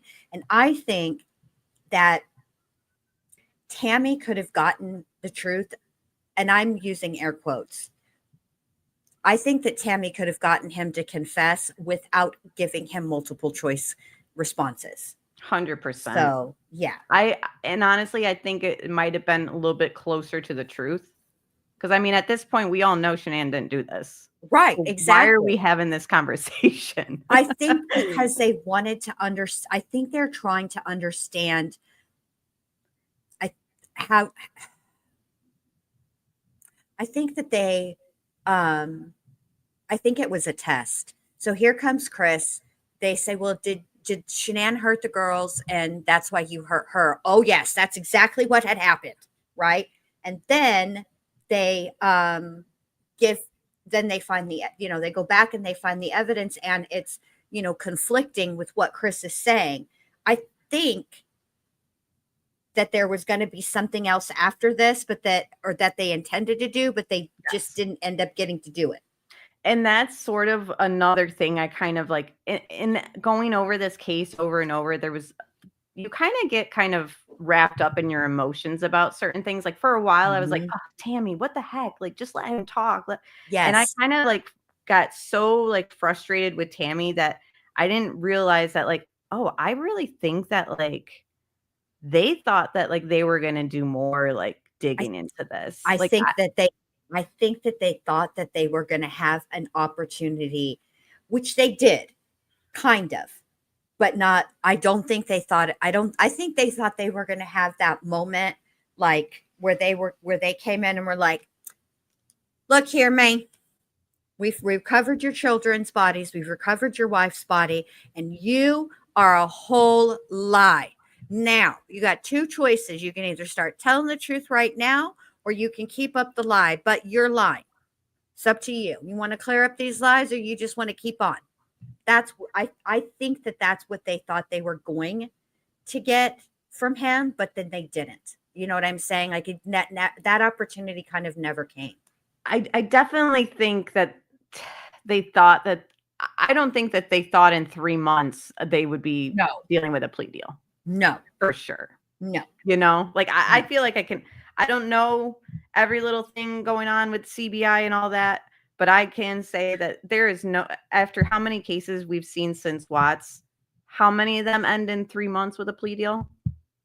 Not very many. And the thing is, and I think that's what shocked everybody really about Koberger, because it got so far into the process. Stearns, same thing. It got so far into the process. And there've been a lot of cases that have happened really since the Watts. For a lot of people, the Watts case was their first case that really got them hooked into true crime. It's a case they care about.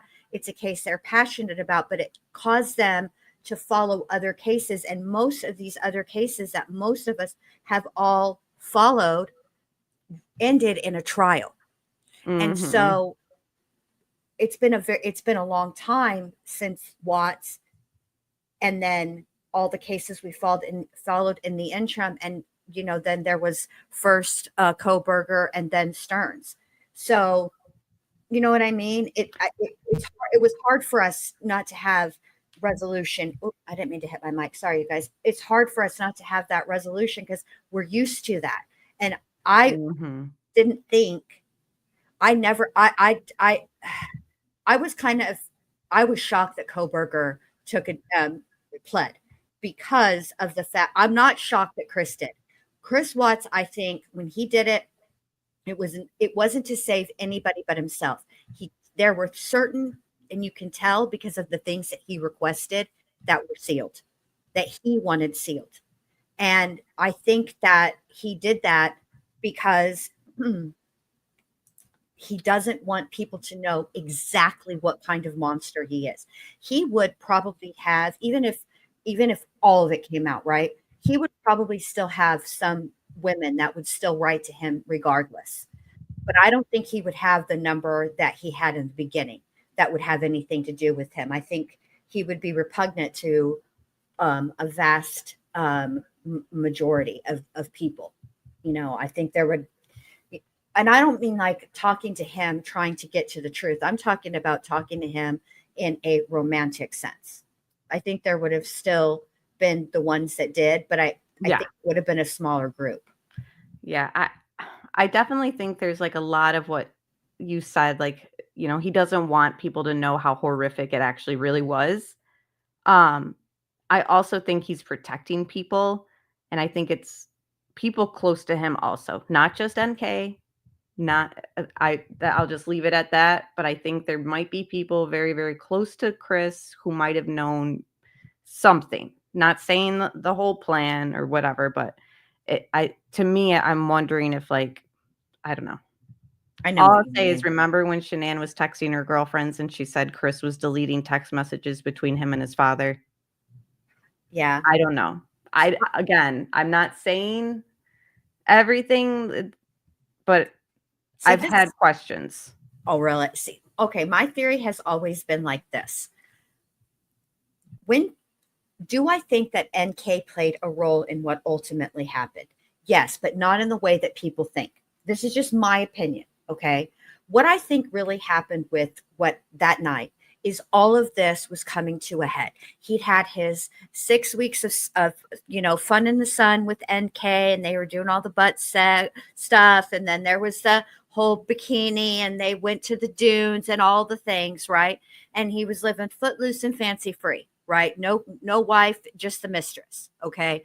But I think that after that first time that NK came over to the house and she saw that does not look like y'all are separated or are, like, this seems like I might be the side chick. And I think NK was like, bruh, no, I'm not going to be this. I think it was all coming to a head. And I think both of the worlds were about to collide. And I think that for Chris, he saw no way out of the situation. I don't think he did. I think that, I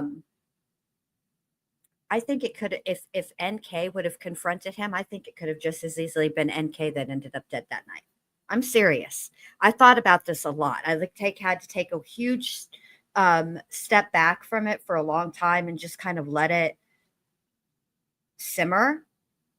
I meant to say butt stuff. That's what I meant to say, but it came out the truth came out, the unedited wanted. But I think that there was an element there where NK was saying, look, if you don't tell Shanann, I'm going to tell Shanann. And I think that it just all exploded in one huge horror show, honestly. I could definitely see it. I mean, he did say he had to walk her off a ledge a few times. Yeah. Yeah. I mean, look, girls, women, you and I, we all know, first of all, NK, yes, you shady as hell. Okay. The reason what makes NK so shady is because, unlike most of us women, NK deleted the receipts, which makes it suspect. I don't agree with the reason. I don't agree I think she's lying about why she deleted it, but I don't necessarily think the substance of what she deleted was nefarious. Most women will say,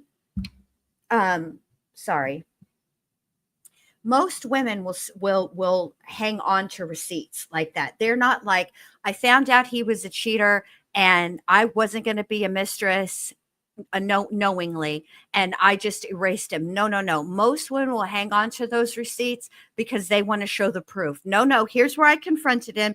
Here's where he lied to me, all the things, but not her. I think that I think she deleted it because I don't think she wanted the public backlash. And I don't think that she had the balls to say the truth. And I think that was the truth. I think she saw immediately where this was going and how the media was picking up on it.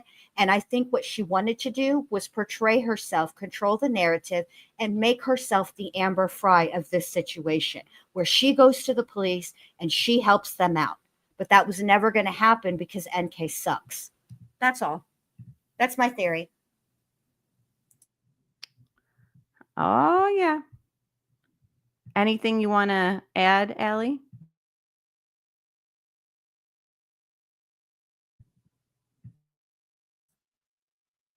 I don't think NK was going to kill anybody, CE. I think that if NK had confronted Chris that night, I think it could have just as easily been her that was murdered. Like if Shanann didn't come back into town that evening, but maybe like the next evening, and NK had showed up and been confrontational and threatened to blow his world up, I think that it would have been NK that instead. That's my point. I think that what happened was Chris saw he was about to be exposed and he didn't want it. And that's the thing too, is like, we all have different opinions. So I want to hear Allie's opinion too. Like I definitely could see it the way that Jen's saying. I don't align with it 100%, but I want to hear Allie.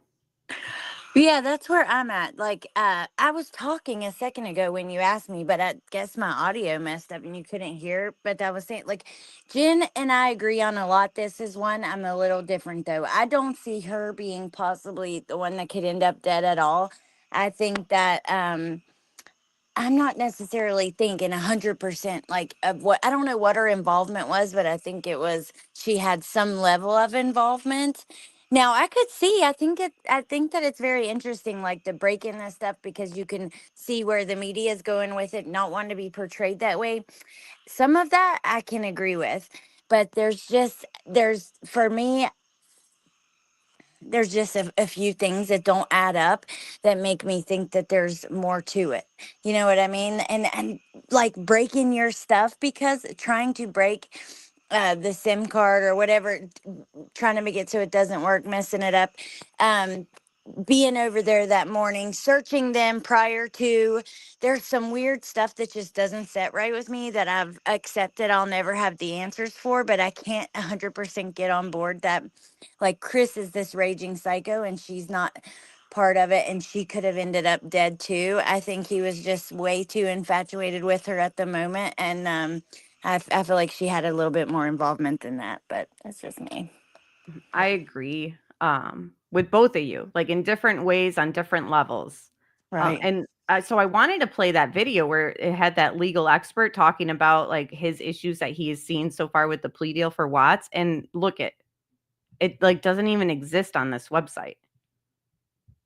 So I guess I'll just read a little bit of what he said, but it's basically just saying like how it went down, like what everyone's saying about Koberger right now. Like, why weren't there's just going to be so many questions because people didn't make these defendants kind of lay out in court like what exactly happened, what's the motive exactly, like all that. So it says there are some odd things about the circumstances surrounding the plea deal Chris Watts struck with prosecutors, according to Law and Crime host Morris County, New Jersey head prosecutor Bob Bianchi, circumstances that would never have allowed to happen under his watch. And again, the Vinnie Politan has not about the Watts case, but he, I believe in reference to Stephen Stearns, basically said like, if a plea deal was to be had, like it's could be seen as prosecutorial misconduct to like not have things kind of ironed out beforehand, like pretty much like this guy's saying, like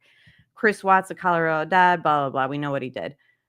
Meanwhile, Chris Watts' mother, Cindy, has suggested that the prosecution may have coerced her son into taking this deal. I want to stop it before it's too late. I want to talk to him. We haven't been able to talk to him. I love my son. Yes, I love my son no matter what. And I want to fight for him. And I don't want him to go down for something that he didn't do, she said.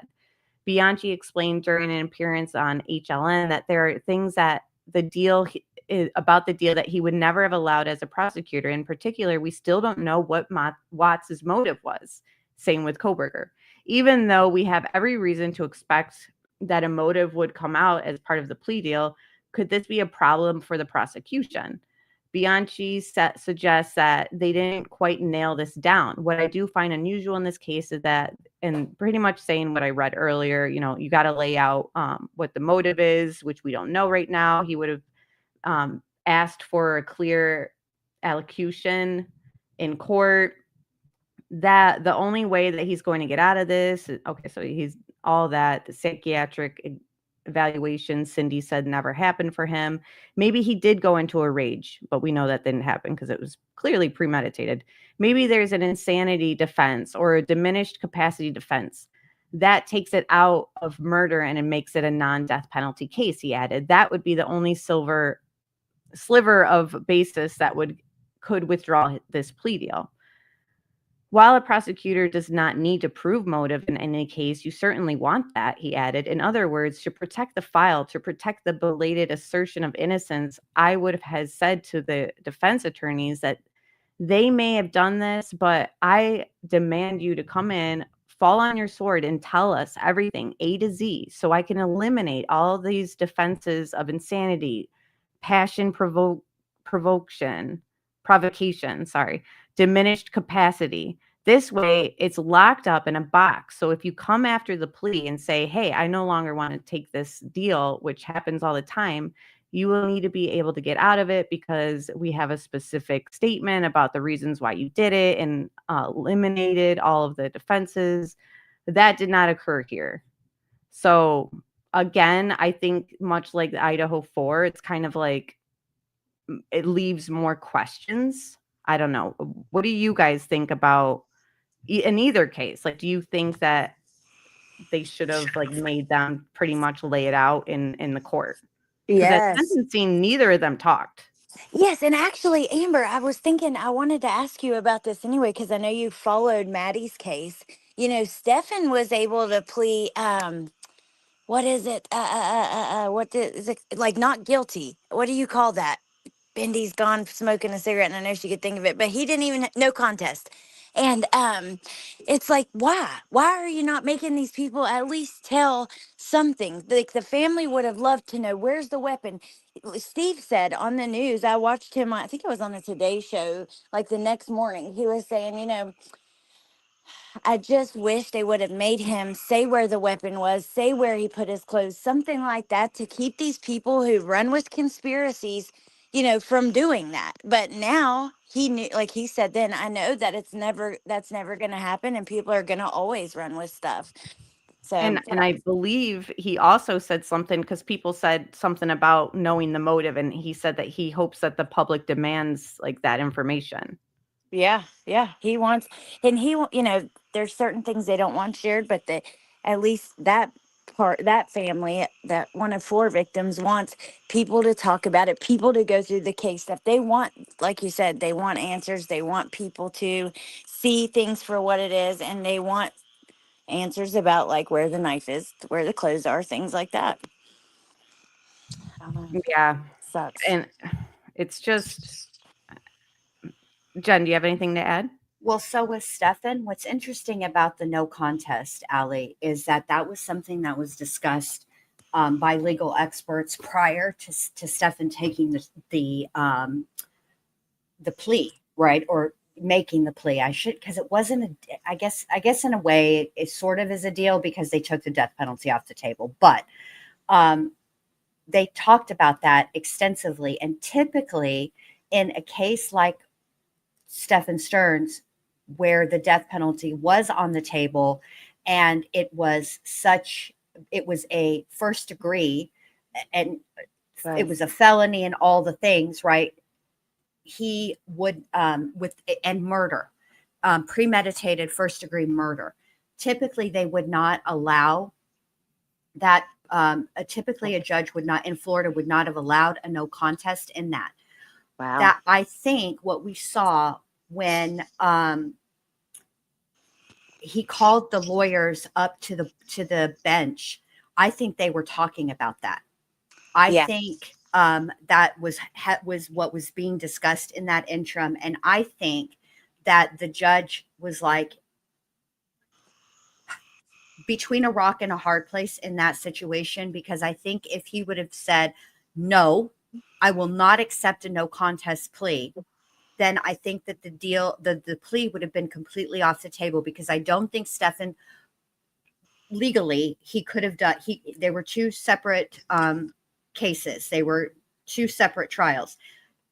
Legally, Stefan could have taken a deal or pled with the first trial, with which were all the SA and all of the CSAM, right? He could have, but when it came to the second trial, should he have been found guilty, they can use the fact that he was found guilty of the other stuff that he pled in the other stuff in the other trial, in the aggravating factors to seek the death penalty in the second trial. So it wouldn't have been advantageous for Stefan to do that.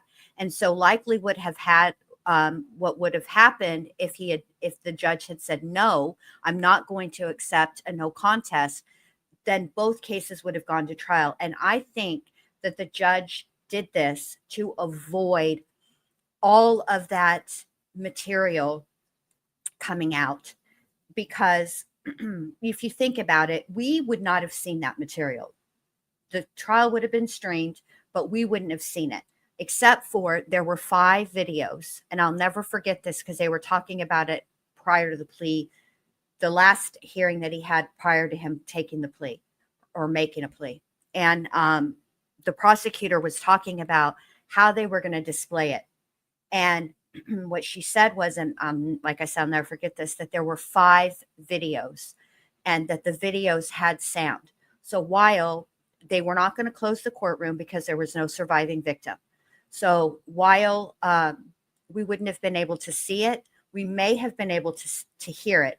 But the point is, the jurors would have had to see all of it, because they were going to show every image and every video. That would have been 16 people who would have to have been exposed to that. Can you imagine what that would have done to those people? And only 12 of them would have ended up deliberating. And I think that the judge did I think he picked the lesser of 2 evils. I don't think that he was entirely happy with the no contest, because I think it was a slap in the face to Madeline mostly. But I think he felt like it was the best solution to get this done and over with, and it would have protected her dignity. He took her, Yeah. See, in the Stefan Stearns, as much as I get frustrated with plea deals, because even in the Gypsy Rose case, like, I'm sorry, but that's another case where it's like, I don't think we were told what the narrative was painted to us. I don't think was the truth. Another plea deal. But Stephen Stearns, I have to say, like, I wasn't like disappointed that we weren't going to go to trial. The only like, part, Watts, because Stephen, we went through the files. You guys went through them. Mhm. We did on my channel as well, like the interviews too. You kind of got everything you kind of needed to know. You know what I mean? It's kind of like, yeah, okay. Right.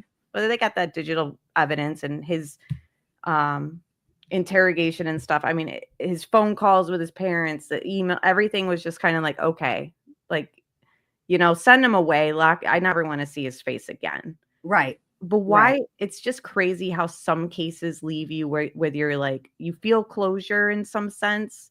Like, and again, we're true crime, like, nerds. That's pretty much like what I call myself. You know what I mean? Like, there are like some cases that we will go over, like all of us, and Are you we're just kidding like, me? Look at okay. me. And then Look where I'm stuck. I'm stuck in 1993.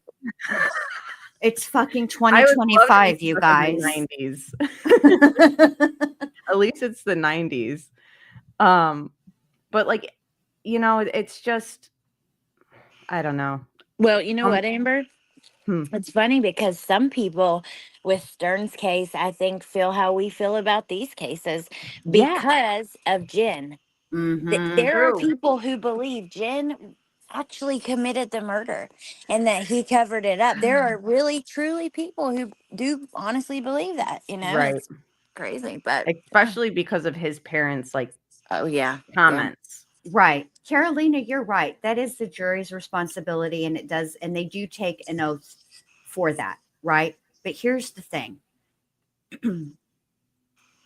Stephen Stern's first trial would have been difficult to seat a jury because once the jurors, once they weed out and they get down to the brass tacks, okay, and they're down to 50 people, all right, it's going to be very difficult for them.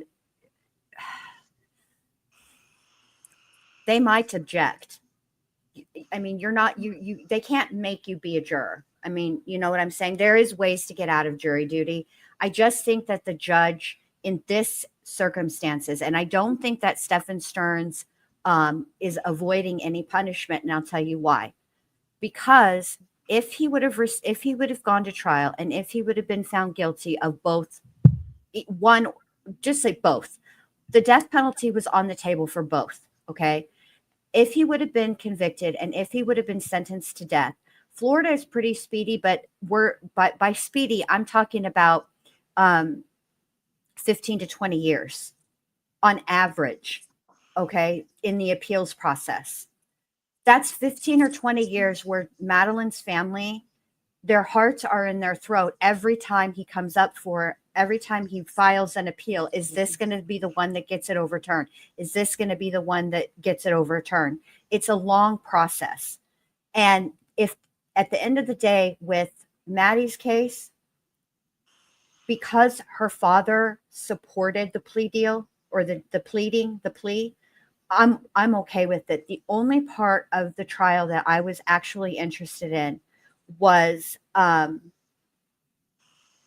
when they laid out the grooming process, because as hard as that evidence would have been to hear, Maddie endured it. But I think that it might have helped the public to be able to understand that the grooming process doesn't just involve the child, it involves the people around the child.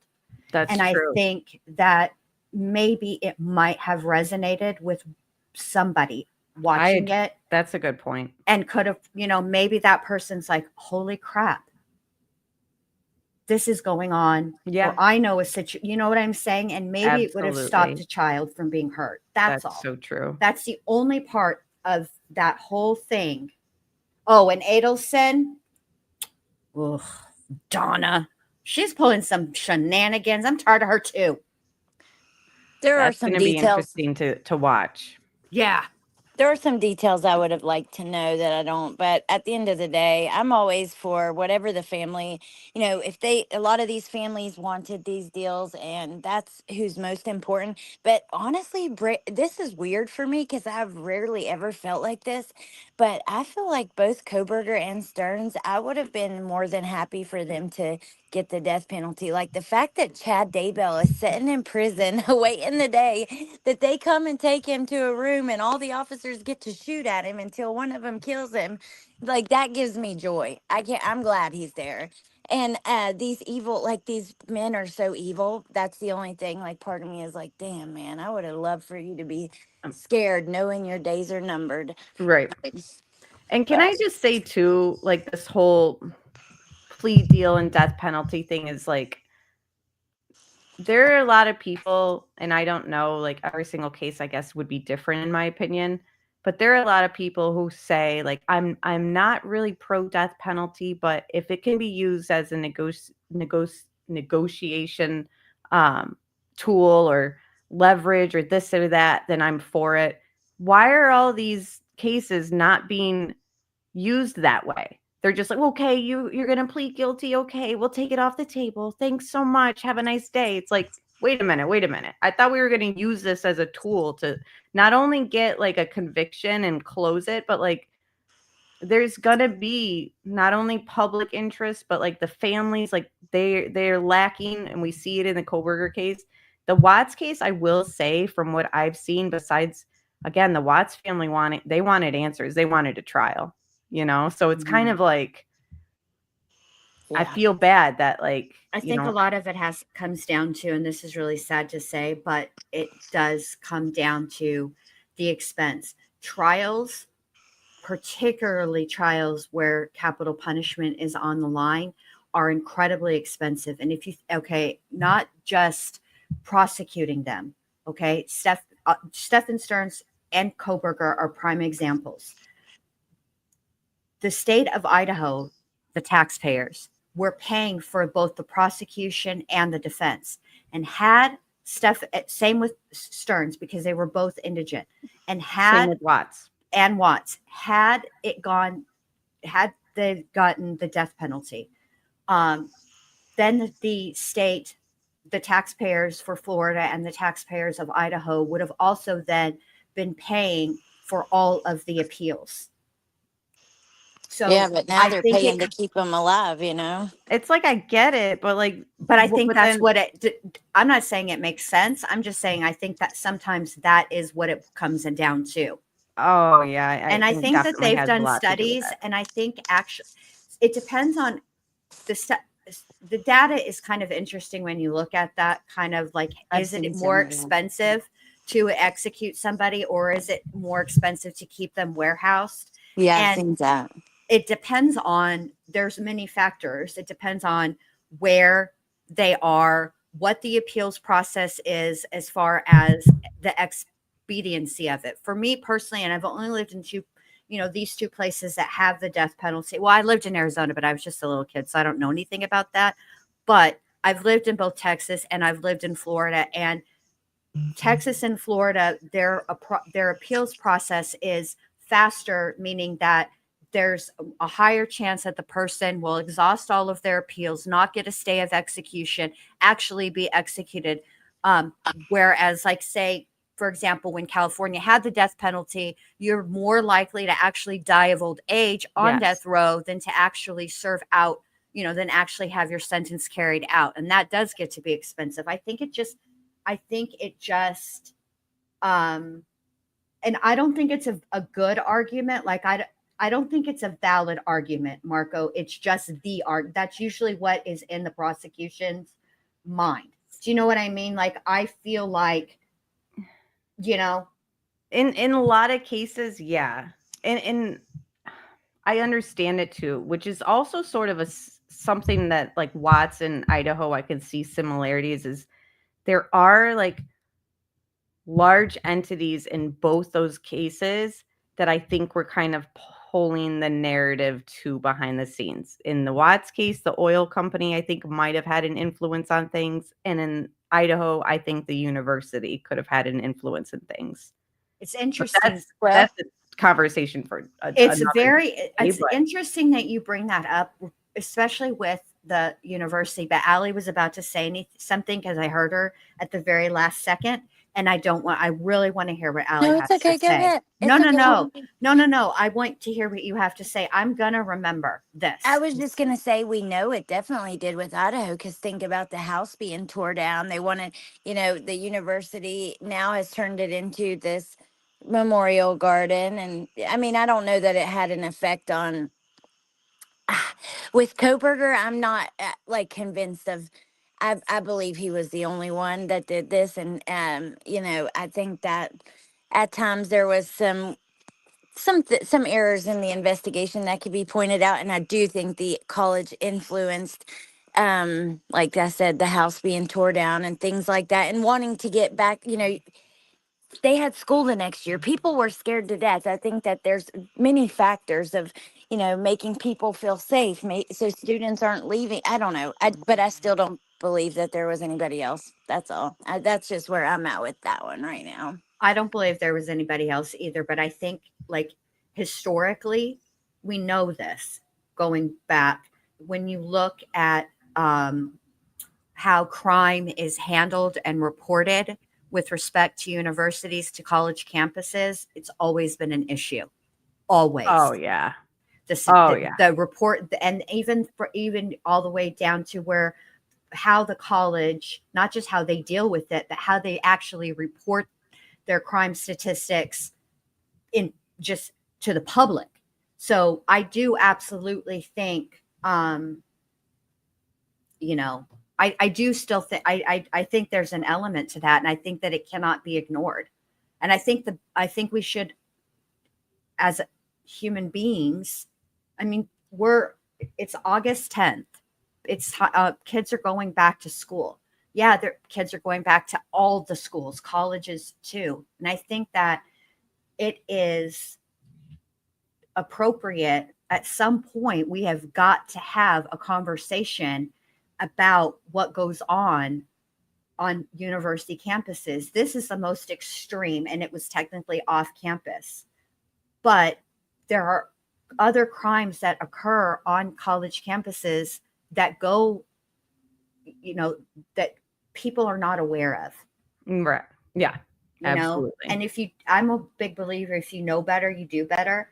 And I think that people should be told what, I don't want to send my kid to a college campus and find out, holy crap, I thought this place was safe. And then I find out after some, event or tragedy that actually it's super, it's got a ton of this kind of thing happens all the time.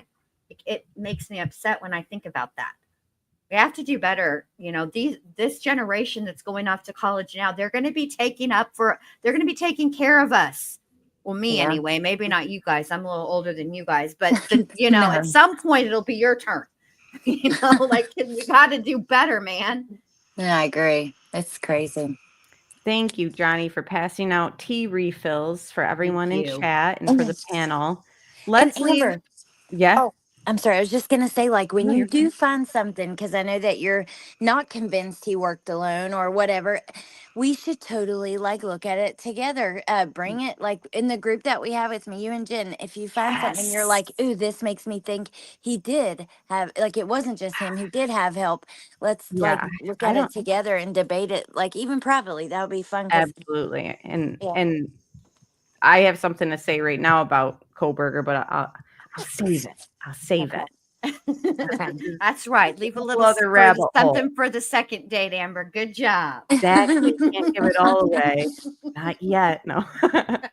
All right. Speaking of information that we want to go over and differences of interpretations, circling back to the Watts case and the fact that we know the day of the murders, Chris called the school. He actually called the school twice. First, he called the school and said that the children would no longer be attending. And then he called back later and he said, they're not there, are they? And everyone's just been like, this makes no sense. Why? And he even says in the prison interview, he's like, I'm sure I sounded frantic. They were probably wondering like what's going on, or that I was weird or something like that. And Tammy's like, yeah, I think they were just a little confused, or whatever Tammy has to say. Amber, your impression was great. Get your striped sweater on when you do that next time, because that shit was spot on, Amber. Oh, Tammy. Tammy. Oh, gosh. But what I found, okay, so him calling, again, we all have different theories. You guys know that my theory is there's more people involved. I don't believe the children were a part of Chris's original plan. I think that they witnessed things they shouldn't have witnessed. And by the time Nicole Atkinson shows up, people who are involved in this explosion plan decided to silence the children because they had seen too much, which is why Chris is saying he had to go back to work that day and all this stuff. Like, he needed to fulfill the explosion plan. Again, that's a whole topic for those who don't even know that theory. Like, Allie and I went through it on my playlist, so you'd have to find that. But in aligning with that theory that I have, I've always wondered, well, if the children were not in his plan, again, this is my opinion, not those of on panel, why would he call and take them out of school, you know? And then I seen on this site, this was shared December 8th, so again, 7 years ago, a text message between Shanann and her friend. She's talking about selling the house when they return. Take the kids out of school to save money. His family gets what they wanted. I wish he would at least react and try to fight for you. There's nothing. I wish to, but I'm not fighting alone. I will fight alone without him. The kids are the ones that will suffer the most in all this, but it is better to be in a home that there is not love or fights all the time or whatever. But I circled back to, so not only did Shanann and Chris talk about selling the house, but they apparently talked about taking the kids out of school. Now everyone says, but Shanann talked about or Bella was going to start that day and all this stuff. I just thought that this sort of backs up my theory that the children were not in the original plan until Nicole Atkinson kind of ruined the plan. And he calls to withdraw them to save money. Like, again, this is just my opinion. Everyone interprets it differently. But to me, this kind of backs up my theory that he intended to take care of the kids without Shanann. He absolutely, either Shanann was already dead at that point or she was going to be put into this explosion plan. But this sort of explains, in my theory, in my mind, that he called the school at first to take the kids out because they were still alive. He was going to carry on in life without Shanann and get millions and millions with this wrongful death lawsuit and against the oil company. Again, just my theory, but I don't know. I just thought I wanted to share this because I just kind of think this kind of plays into that. And then he called back after something happens and he asks the school, they're not there, are they?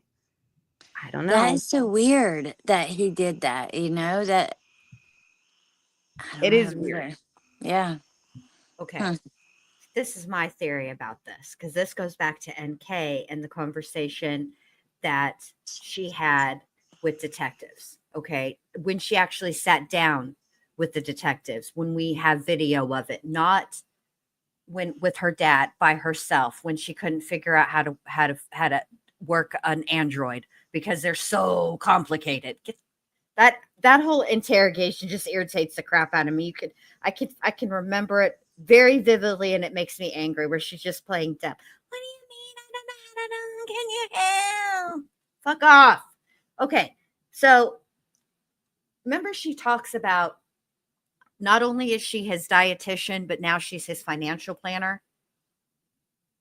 And that, how she was talking to him about saving money and, how they were planning for their future together and, looking at places that he could afford and, how Shanann was just spending so much money and blah, blah, blah, blah, blah, because, she's the JP Morgan of the mistresses. I actually sort of think that this kind of speaks to the level of influence that NK did have on Chris. And I think that him calling the school like that, I don't think he thought this crap was going to come out. I don't think he thought that they were going to, find out that he had tried to withdraw them.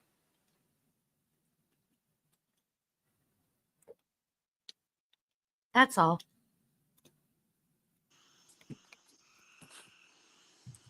So but I do. Go ahead. So you don't think that after they were all dead or whatever, like nobody would come forward saying that he called? Or I don't think that he thought this. I don't think he thought that they were going to pull like texts and all of that.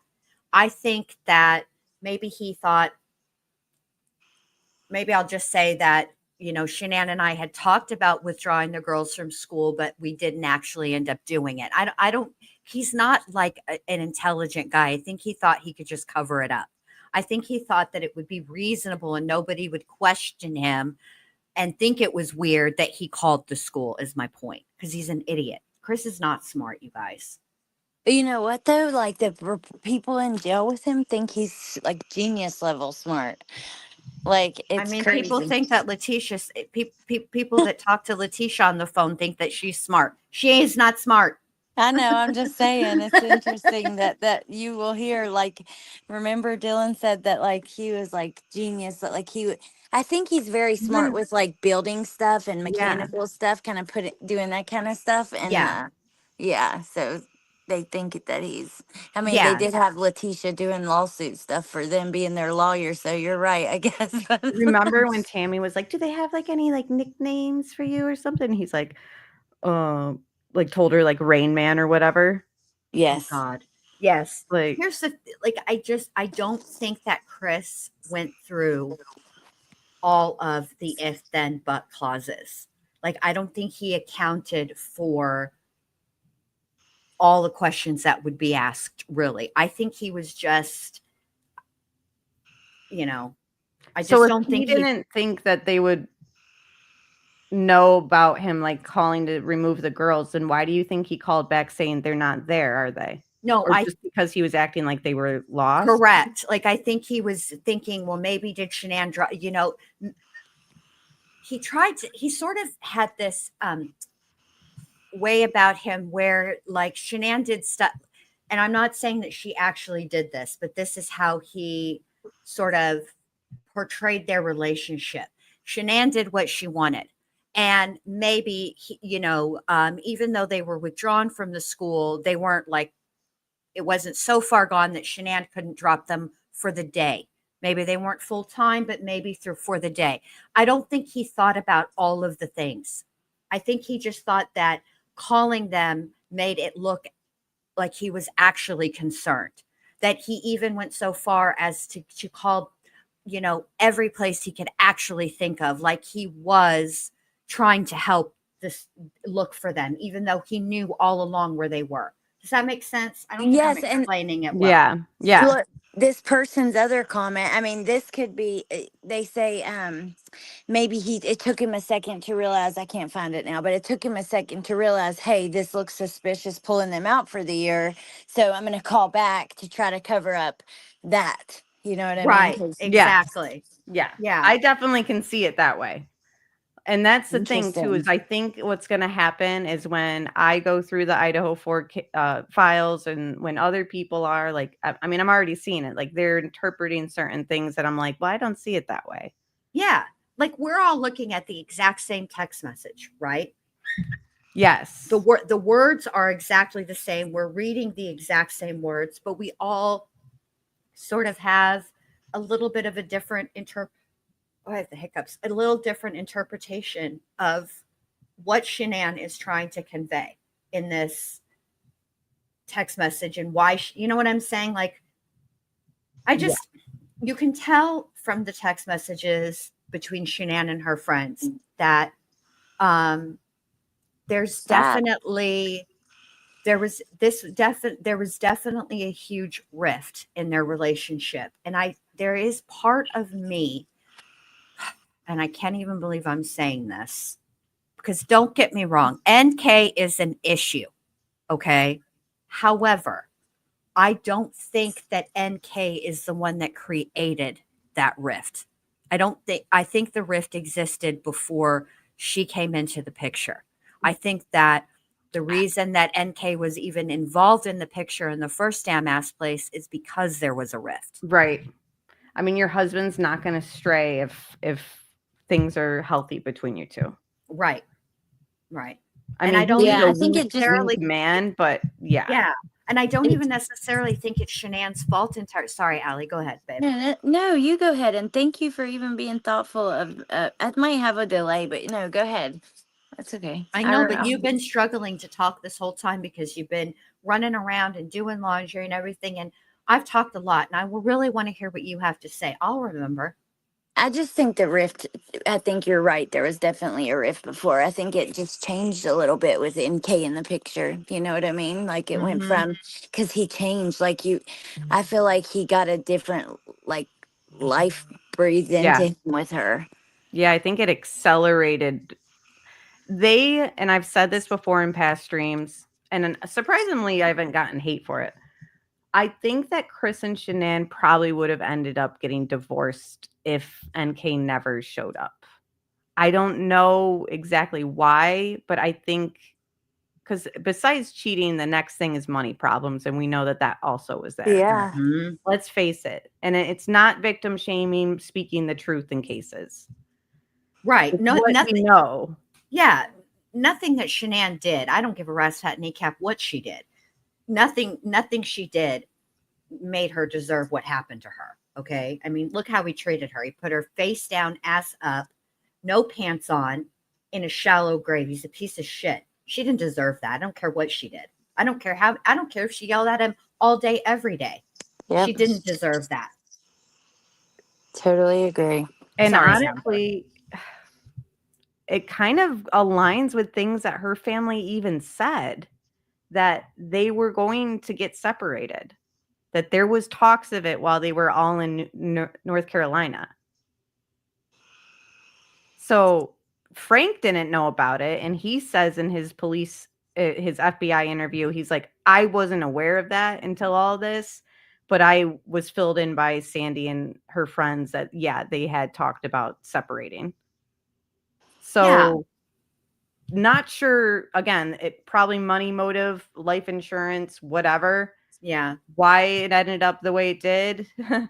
I mean, there's so many answers to that, I guess we could go down, but issues with money impact everybody, like every relationship. Yeah. You know? And you know how, like, in a new relationship, like, people just get, like, when it's new, it's different and it's like something exciting. And I think that they had this mundane, like, Chris kind of helped me with this, helped me with that, and NK was so different. It just created a bigger rift that kind of evolved. Exactly. I agree. And I also think that with what NK offered Chris is the bar to impress her, because she didn't know him. He was new to her. Like Allie said, everything is new and exciting. So the bar of what it takes to impress is lowered.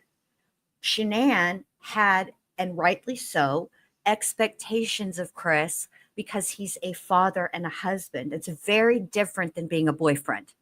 Yeah. The expectations are lowered. Yep. And that's also, again, why I believe, which a lot of people don't, that Shanann did have that conversation with that lawyer at the hibachi. Like, a lot of people are like, I don't believe that hibachi lawyer guy's statement, blah, blah, blah. He sounds like to me, because of everything else that we kind of realized through, stuff, that I could see her being out to dinner with somebody, realizing that she's next to a divorce lawyer and kind of picking his brain. I could see that because that was in March, April time, he said, which was like leading right up to everything that happened. I think for Shanann, I think she waffled. And I think at the end, what it was for her is ideally she wanted to work on it. She wanted them to stay together, and probably a little bit more for the girls than anything else. She probably loved him always, but there's a difference between loving somebody because they're the father of your child or the mother of your child than being in love with him. I don't think she was as in love with him at that point. It's not like you can't get that back, but I think she was at least at one point desperately wanting to work on it for the sake of the kids, right? But I think at the end of North Carolina, and then when she on that last trip for the weekend, I think she had realized he doesn't want to work on it with me. The only way this will work is if I never ask or wonder or try to get him to spend time with me, as long as I just leave him alone, which that's no way to be either. And I think that she probably did just have a conversation like, what are my options? Yes. She might have had like a moment where she was like, bruh, this is probably the end, and I got to face it because now I'm pregnant. I've, and I've got to handle up on this. I got to take. Well, she wasn't pregnant during this. Was it before she was pregnant? Sorry. Yes. I forget some of this stuff too, because she might have been thinking like, maybe I should figure out my options. And then she got pregnant. She's like, well, I'm not going anywhere now. Yeah. And then maybe tried to like fix things, like we seen her get the self-help book or whatever. Tony says, I think Shanann knew something wasn't right. And also that's the whole lawyer conversation also kind of aligns with me thinking that the affair with NK was longer than 6 weeks because Shanann might have felt that distance because he was already conversing with somebody else. Right. And I also think that, I think you're right. I think that's also part of the reason why NK wanted not to hang on and tried to destroy a SIM card and all of the things, because I do think that the affair started way longer. I think it was ongoing longer than 6 weeks. I think when it really ratcheted up and got, I don't like to use the term serious, but I think things escalated when Shanann was out of town because they got to be unencumbered. There wasn't a whole lot of sneaking around other than a few calls and whatnot. You know what I mean? It was a lot easier because she wasn't there. But I do think it went on longer. Any thoughts, Allie, on a hibachi lawyer or anything like that? No, I just think it's so interesting to discuss it all. I don't know. When it comes to did their affair last longer, I have questions, but also, I mean, I have questions, like I said, about her Googling them a year prior or whatever. So I don't know. I just think it's hard because we don't have the facts on everything and we never will. So we're just left here kind of spinning and theorizing. No. Yeah. And how many times did we say this about Koberger's case where we're like, well, let's wait. Let's wait till trial.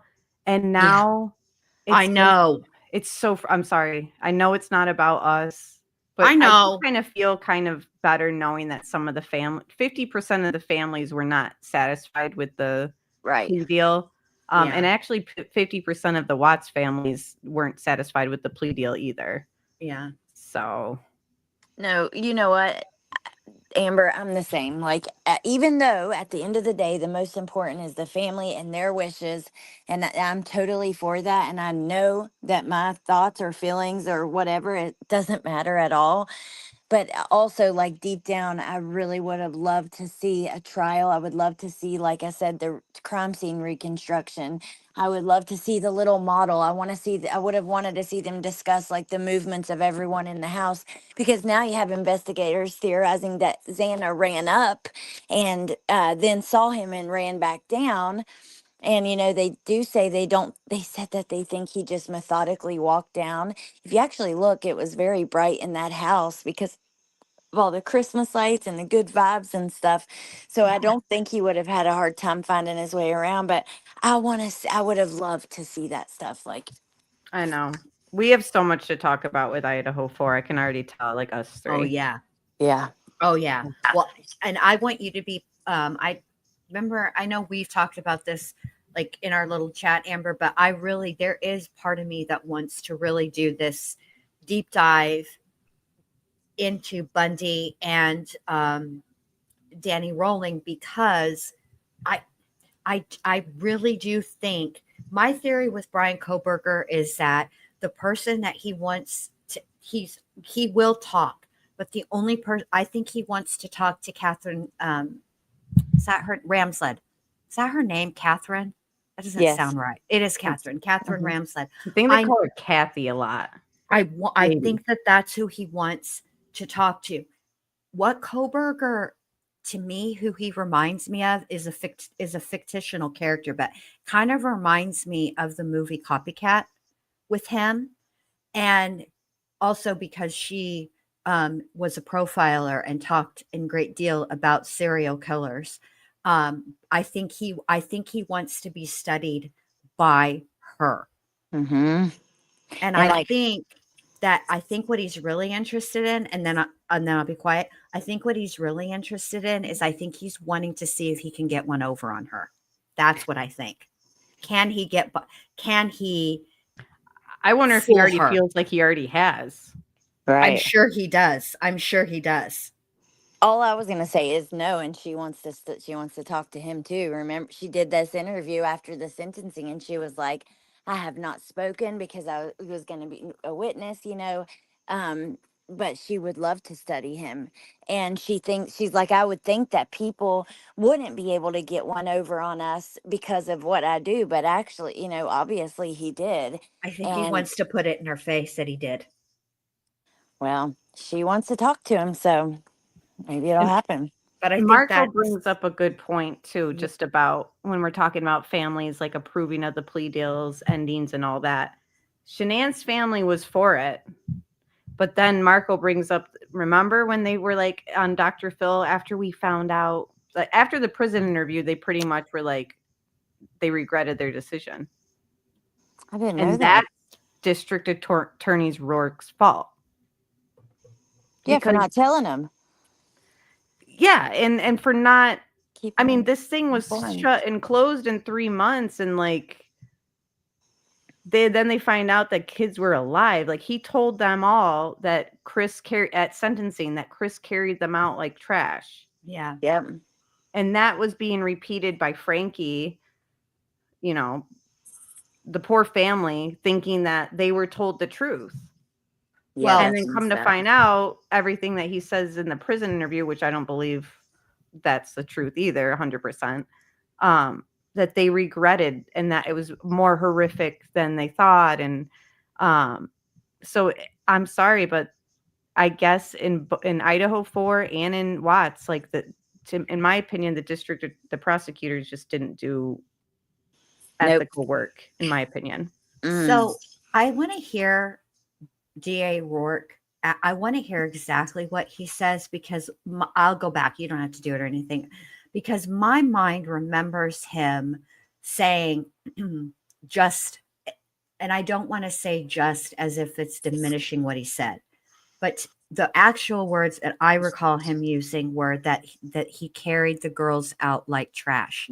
I don't recall him saying whether they were alive or deceased. And if you think about it, and this is the part that I struggle with, because lawyers make their money arguing semantics.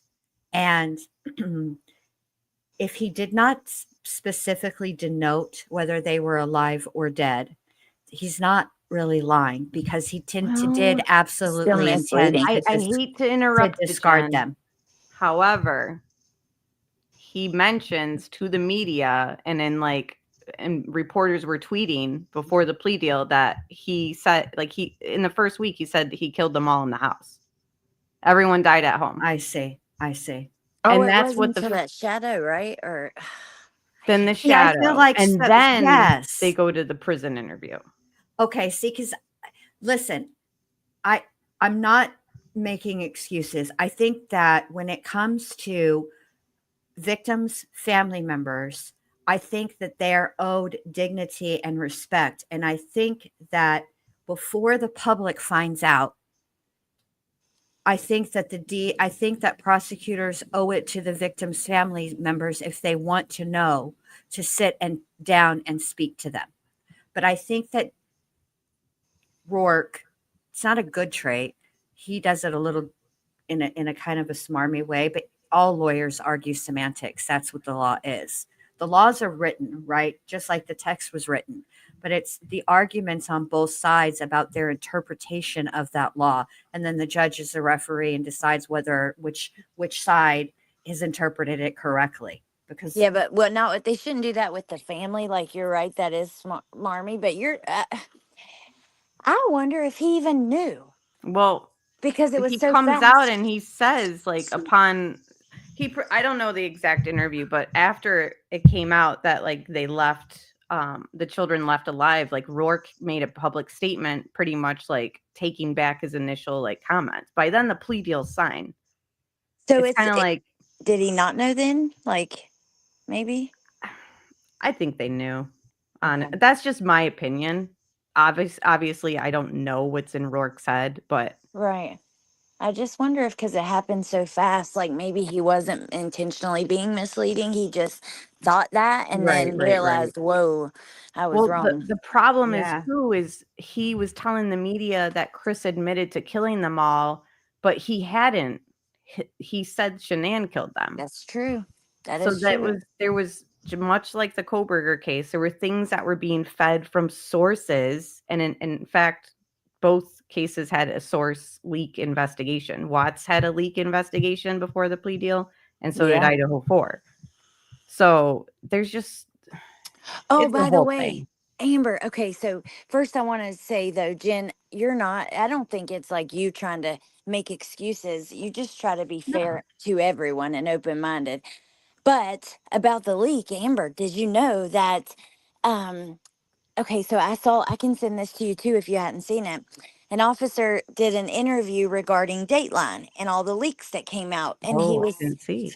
yeah, and he said, yeah, some of it was true, but some of it was not true. He said they put in Dateline that he sat down in Xana's room and rested. He said, we have no evidence that he sat down anywhere in the house.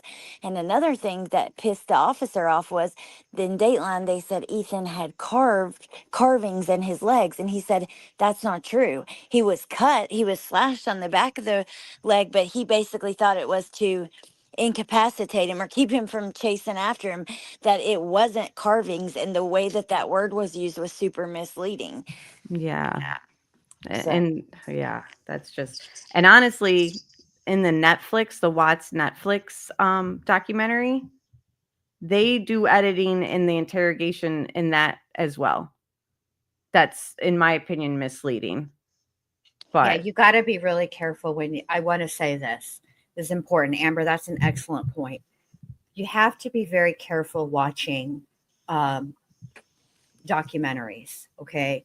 Because the difference between like Netflix, Dateline, etc., is, which is different from YouTube. They are bound by there's hundreds of hours of footage, probably thousands of hours of footage. Obviously, they don't put every single thing in. And part of the problem is anybody can do this. It just, it's editing is not difficult. It's just kind of tedious. I could take a statement, an audio statement, and I can break that statement up and put it in different places in the video to make it appear as if one question is being asked and that this is the answer that's being given, even though they may have taken place at different times. Does that make sense? So yeah, I always say this. Documentaries are a fantastic place to start, but if you really get interested, if you really want to know, most all crimes that have occurred in the last several decades, most of the actual documents are available somewhere online. It might take a bit of digging, but you can find them if you want. And I would just encourage people to do that, just so, like, for the next time you're watching a documentary, you can be like, oh, wait, I can see, okay, I see how that was. It's not that they're lying to people. It's not really a lie, but it's kind of like, it's not, they have time. It's misleading. It's not, it's a problem. But it's, it just is what it is. Can I say something just real quick? And also, thank you, Allie, for the thing you said before you go say what you're going to say real quick, because I'll be right back. I'm going to mute. You're welcome. I saw you guys in the chat saying, the prosecutors intentionally separate and don't tell the family everything. And that is absolutely true up until the trial, right? But they usually will ask the family for their input on death penalty and things like that. And then after the trial or before a plea deal or something, they will meet with them and talk to them then. Now, that up and the judge can't go based off family's feelings. Everything is based off the law for a reason. But at the end of the day, the most important thing, well, for me personally, like, I always want to be thoughtful of the families, right? So we know that there's supposed to be some separation between the two up until the trial, but after that, it's a little bit different. So they won't. And Gannon's family didn't know a lot until the trial. Like, that's normal, but yeah. Yeah.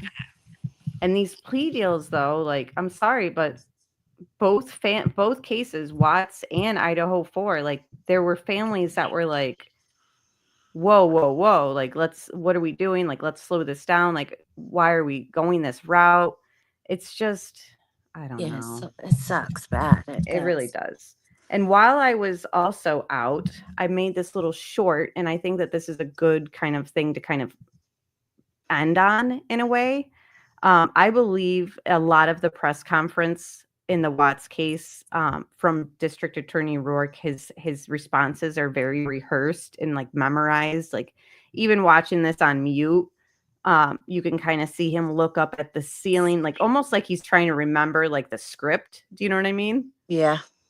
And of course, the question was about NK and what her involvement was, or where does she align with everything that was going on in the investigation.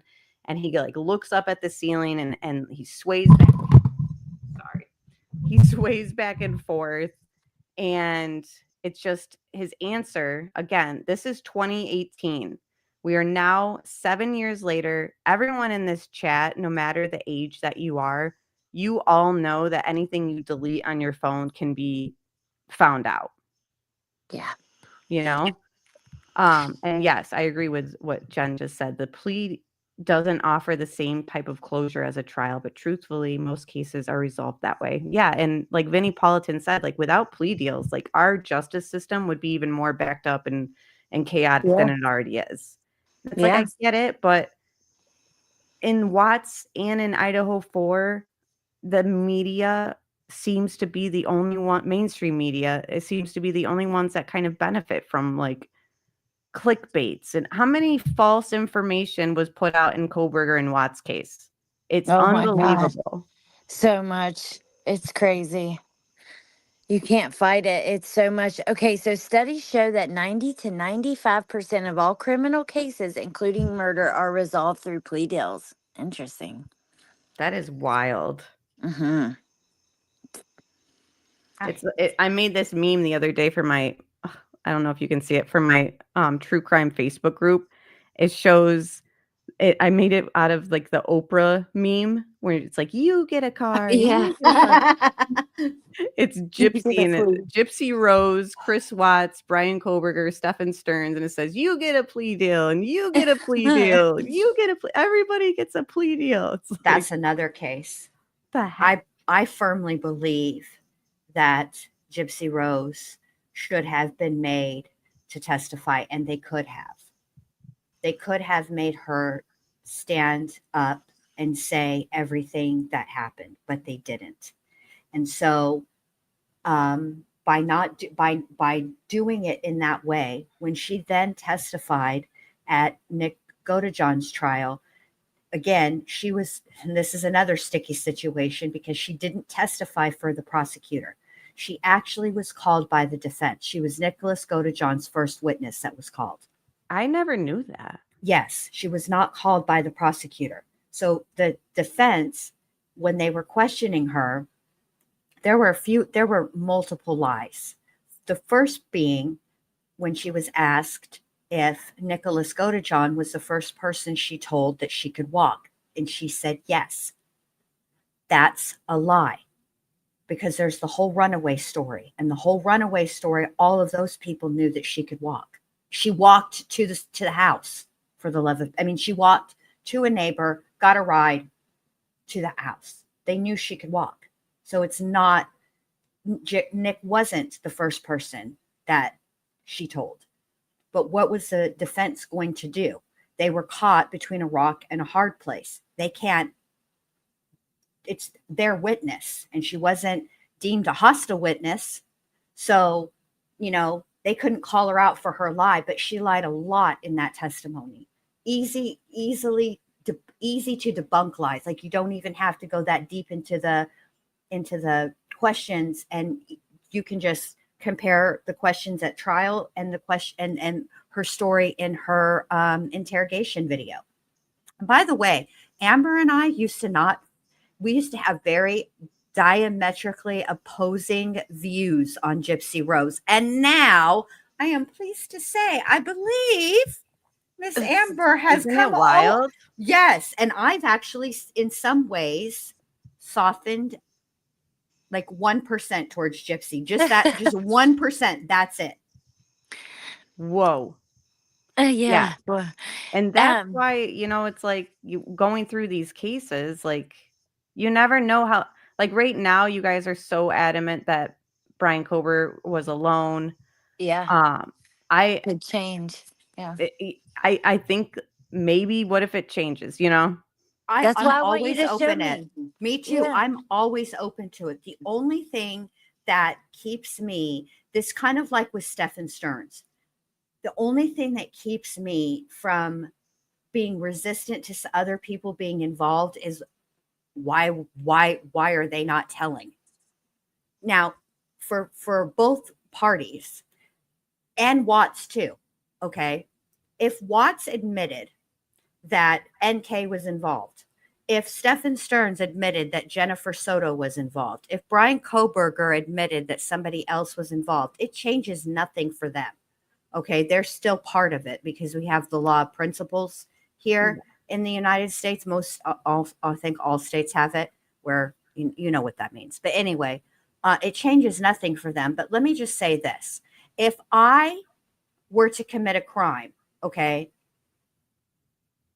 and I'm the only one and I committed it with other people, and I'm the only one that ever gets charged for it, at some point, I don't like to be a rat and I don't like to be a snitch, but I ain't serving time alone. Okay? I'm going to tell on your ass. And then I guess can't that's kind of understand where why we they could don't. say that maybe Watts is telling Dylan and that Christina girl and David Carter that like NK had more Yeah, involvement. now he does say that. And also think about all the crimes that never, like if it's mafia or if it depends on That's who true. you're involved in. But speaking of misinformation, I just want to say I usually tell, like during my lives, I'll say, even if it comes from the news, I'm not going to believe it. I try to encourage people, don't believe everything you hear. Like, we got to see it in documents, hear it from police, hear it from prosecutors. And Amber just made me think, like, dang, like you can't really even 100% trust the word of anyone. It's more about the documents and the results in the lab testing. Because look, we're seeing like he got it wrong. I don't know. It's just interesting that you got to be so careful with true crime because so much misinformation is out there. That's I why will the FOIA say, exists. I think all of us went covering Idaho 4 because of the misinformation in the Watts case. For me personally, I was very hesitant with these. And I know you guys were sources telling Ashley Banfield and all this stuff. And what do you know? Some of that information was not even true. Exactly. Exactly. And Court TV. Sources close to the investigation say that Oh, I hate Koberger was DMing one of the victims over and over. And that came straight from Vinnie Politan on Court TV. Yeah. That's crazy. It is crazy. And I honestly, this is where I would like to see the social media true crime community come together and rally, because we're in a unique position. The reason that FOIAs exist is because the public is intended to be the checks and balance system for the justice system. That's why trials are public.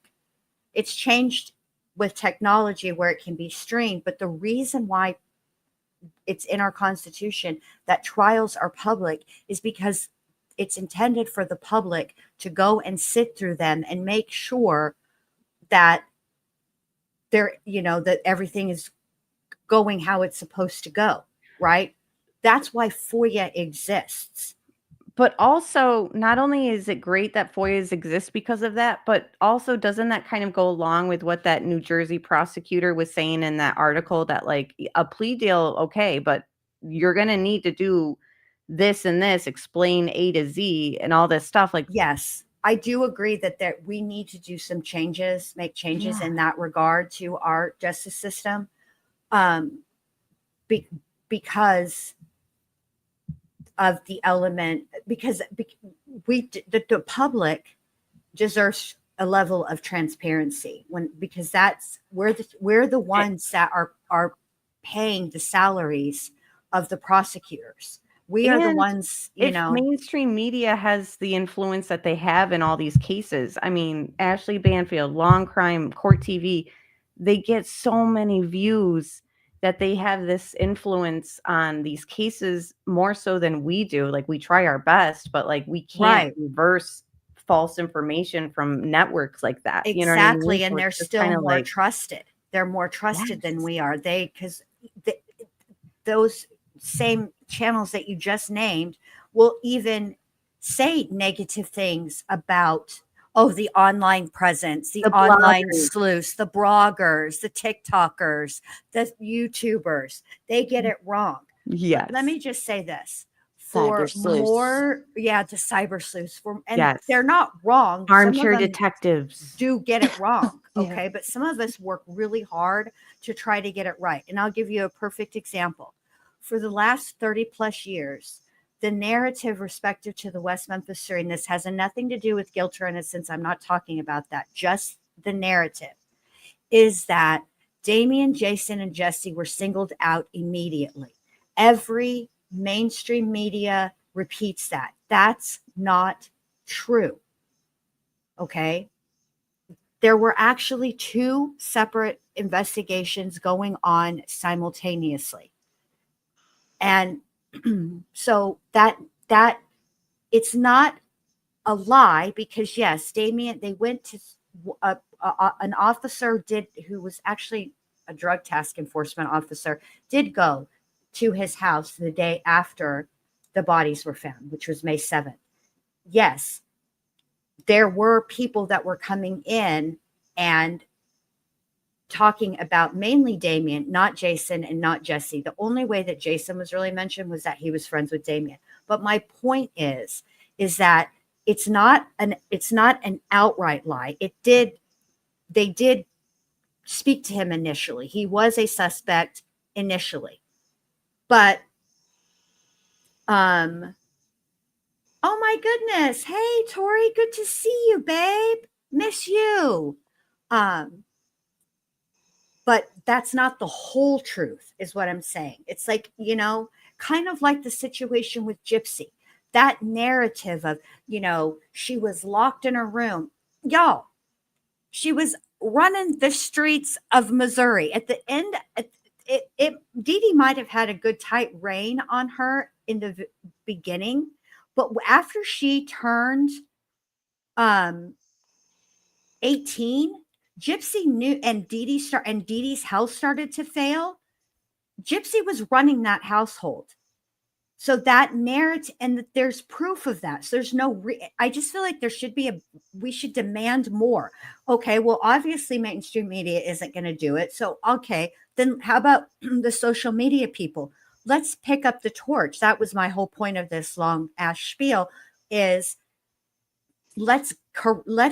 we have the same access to those documents that the media does. That's what the FOIA is for. We can request it too. We can get it as well. So let's do our part instead of encouraging it. Exactly. Thank you, Allie. That was my Miss America answer for basically saying we should be demanding the truth. Right. And which is why no, you got it right. You know, with the Koberger stuff, I'll keep an open mind. But because of these other cases, Gypsy, Watts, so much misinformation being reported and narratives being changed. I mean, again, like I said, it's 2025. We all know that stuff can be retrieved that's been deleted. So why is Rourke saying this? Investigation. Right. That hampered our ability to get that electronic digital connection between the two. Prior to the time, unfortunately, that she came in and spoke with investigators, she had deleted all of the information off of her phone that had any connection between her and Chris Watts. That hampered the investigation. That hampered our ability to get that electronic digital connection between the two. Why would that have hampered your ability to get, because she deleted it? Right. Well, okay. Do you remember during Karen Reed's trial? And remember the forensic analysis on the different phones and the extractions and everything, and how the argument that was being made is that, oh no, Jen, I'm so sorry, babe. Oh, I'll email you. I'm so sorry, babe. My heart goes to you. How there was an argument being made that what they used to do the extraction and then the subsequent interpretation of that extraction is constantly being updated and is capable of doing things now that it might not have been able to do, say, in when it was originally extracted. Is it possible that if the extraction were done again with newer updates, I wish they could. Maybe That'd be back awesome. then he's telling part of the truth that he didn't say it hampered it, which means that they could recover some stuff, but not all stuff. Do you know what I mean? I think he just is lying. Okay. In 2018, everyone knows that, and I think prosecutors know in 2018, it doesn't matter. Like, they could pull up anything. Everything is saved to a cloud. It's very interesting, though, because if you see now, like the Celebrite Report they're talking about in that article I sent to you, Amber, on Koberger, they know he was using a VPN, you know what I mean? All this different stuff. So I wish they could do like a search now on her electronics. That would be. Me too. Look, listen, a lot of the reason why, NK, if you're out there listening, a lot of the reason why you be getting the side eye is right here from this man right here. Okay. Yes. And then also, NK, the other 50% of the reason why you're getting the side eye is because of you and the things that you did. Absolutely. Yes. And I could say that even about Idaho 4 with Dylan. I was thinking the same thing where it's like, people are like, Dylan's being attacked. This isn't fair. These poor victims. Well, you can blame Thompson in a way, because even Steve Gonsalves says there were things that were done in the investigation and through the court process that protected the witnesses, which he understood, but he thought that some of it was weird and that like he didn't understand why they were doing, like, just keeping some information like private or something. It's the way in which they did it Yes. Well, they were trying. Okay, so they're the whole reason that there was not an evidentiary hearing and instead they went to a grand jury was, in my opinion, because Dylan and Bethany were in no shape to testify. That's it. That's all. It's very simple. However, after all of that, when things did start coming out, the way that it came out, part of it, what came out through things being filed by the defense, which obviously the defense is going to only put the arguments in there that are compelling to what their overall objective is, whatever they're trying to get in or keep out. Okay. But the way that it was put out there, it did make Dylan look a certain way to the public. For me, when she got up there and delivered her victim impact statement, I felt for her. Me too. And I felt like she got caught up in this and was unfairly maligned, and so was Bethany, in the way that the information came out. Much like Rourke, Bill Thompson could have done more to kind of lay out. If NK and Dylan had nothing, which I'm not saying Dylan did, I'm seeing the same pattern, right, by people who are attacking Dylan. If they had made Watts and Kohberger lay things out more thoroughly. Oh yeah. Even Steve said that. Protecting Dylan and NK. If Right. they're both innocent. Right. You You know what? NK is. Steve said that exact thing. He wished Really? that they would have made him. Yeah, he said, I wish they would. Basically, he said he wished they would have made him give more information to stop the people that run with all these rumors and lies and conspiracies. Right. Because if Kohberger would have been forced to tell the details of some of this stuff. But you know what? He also said that them not calling police could have been part of what got Kohberger busted and could have proven his guilt in trial, because I don't know if he did some kind of searches or something before it was announced that the murders happened, but he already knew, you know what I mean? So he did say that. Yeah, there were not even saying that Dylan should have called 911 and things could have changed. I'm just saying everything goes the way it went. Yes. Right. And then on top of it, attorneys, the way that they handled it, although the truth of the matter is the way that they handled it had nothing to, in my opinion, had nothing to do really with protecting the witnesses. That's not what it was about. They did the things that they did in the way that they did them to protect their ability to prosecute Brian Kohberger. That's it. That's all. And an unfortunate side effect of that is that Dylan and Bethany were unfairly maligned. And it's sad, but it happens. And if NK is completely innocent, I mean, I would be even guilty myself of going kind of accusing, not saying that she ever killed anybody, because I don't know her level, but District Attorney Rourke, you come out saying that she had nothing to do with it, the quote unquote, this is not a witch hunt. But then in the same article saying that he couldn't explain the search of the family the year before they all died. Right, exactly. Like, bro, maybe you could have explained that if you'd asked her. If things weren't shut down in 3 months. Exactly. Well, hell, just ask. You could have asked her at any, while they were, when you went to prosecute Watts, she had been interviewed at that point by investigators. Okay. You could have reviewed and should have reviewed that interview and seen the discrepancy. And you can, as the prosecutor, go and interview her again. Yeah. Yeah. It's crazy. But you didn't. So here we are. Yeah. I don't know. I didn't realize this was going to be. It's late, guys. It's late. It's past my bedtime. You guys don't know. I go to bed I'm in bed at 10. The baby's waking me up some nights still for a bottle. Oh no. So I gotta go to sleep. I just Well, realized. I'm so glad we had this conversation. No, it was Me so too. interesting, and even the chat was like, "This has been such a good Yeah, conversation." I'm so glad because I was like, too. you guys don't even know how nervous I was for this live stream. I have like a new webcam and this You new look mic, and awesome. I'm like, okay, forget. I didn't even use the webcam because I didn't like the way I look. Aw. Well, you look pretty You to know me. what? look We're not doing beautiful. that. Thank you. We're not doing that for the first stream. Maybe in a couple weeks.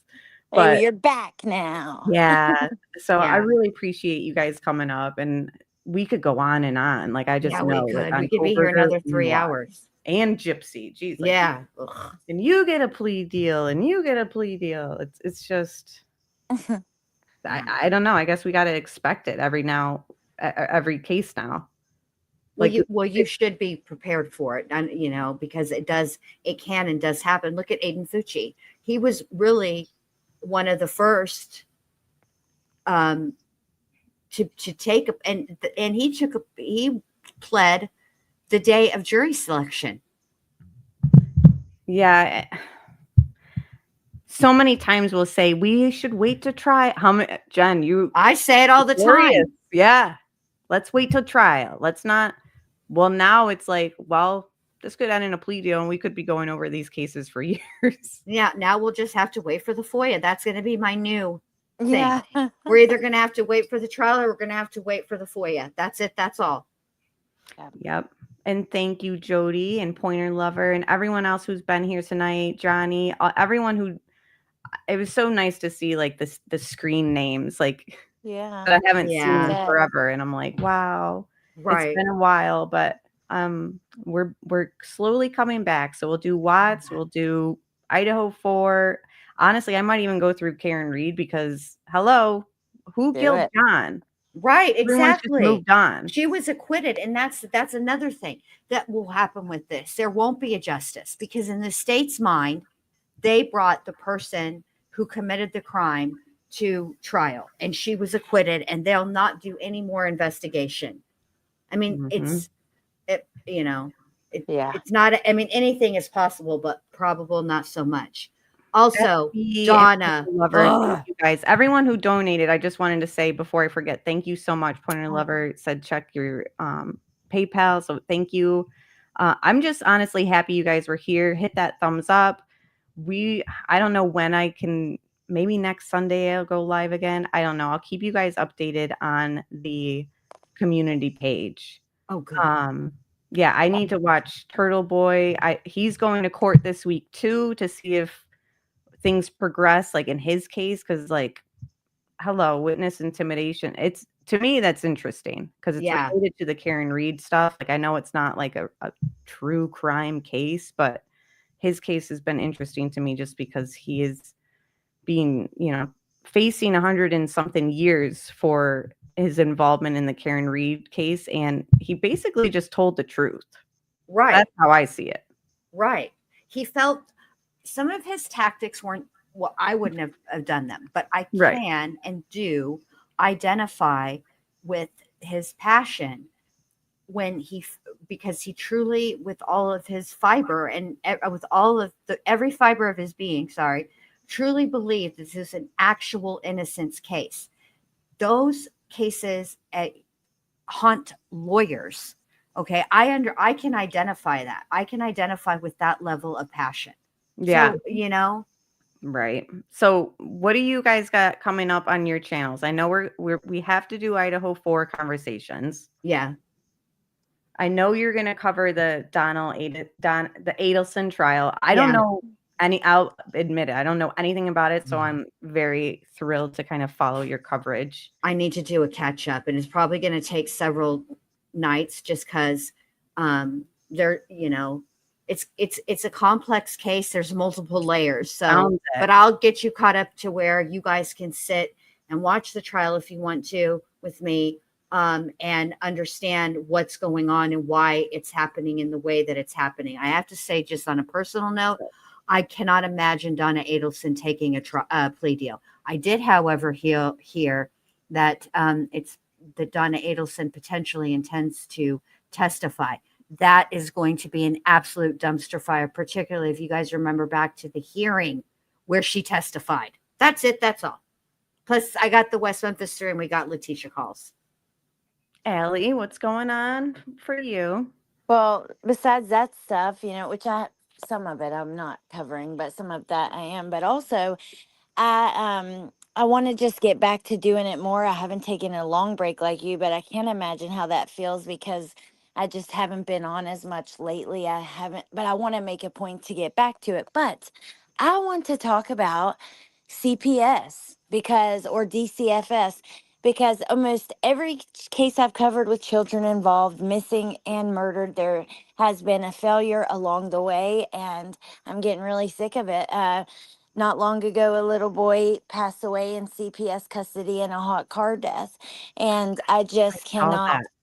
Yeah, so and I know that's probably not for everybody, but it's something that I feel very passionate about, like a family member of mine.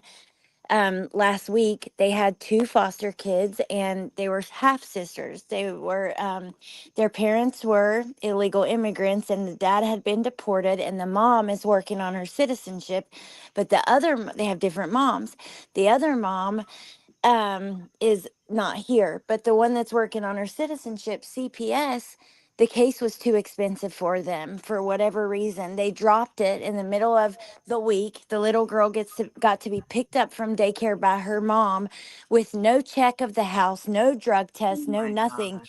And this little girl was severely neglected. She was 2 years old and all of the teeth that she had were rotten. I mean, it's just a terrible situation and I'm over it. So I There's want to another talk about case that. like that, Allie, that I want to send to you. Oh, please do. Of a child that was not so much in the care of CPS, but CPS had been called repeatedly. There had been many reports. Mm-hmm. Yeah, it Yes, does send it to me. raise I will. awareness of. So We've yeah. got to do better for these kids, you guys. We just have to. Yeah, that's all. And I don't know, whatever comes. Did you see the case out of Tennessee, Austin Drummond? He killed those 4 people.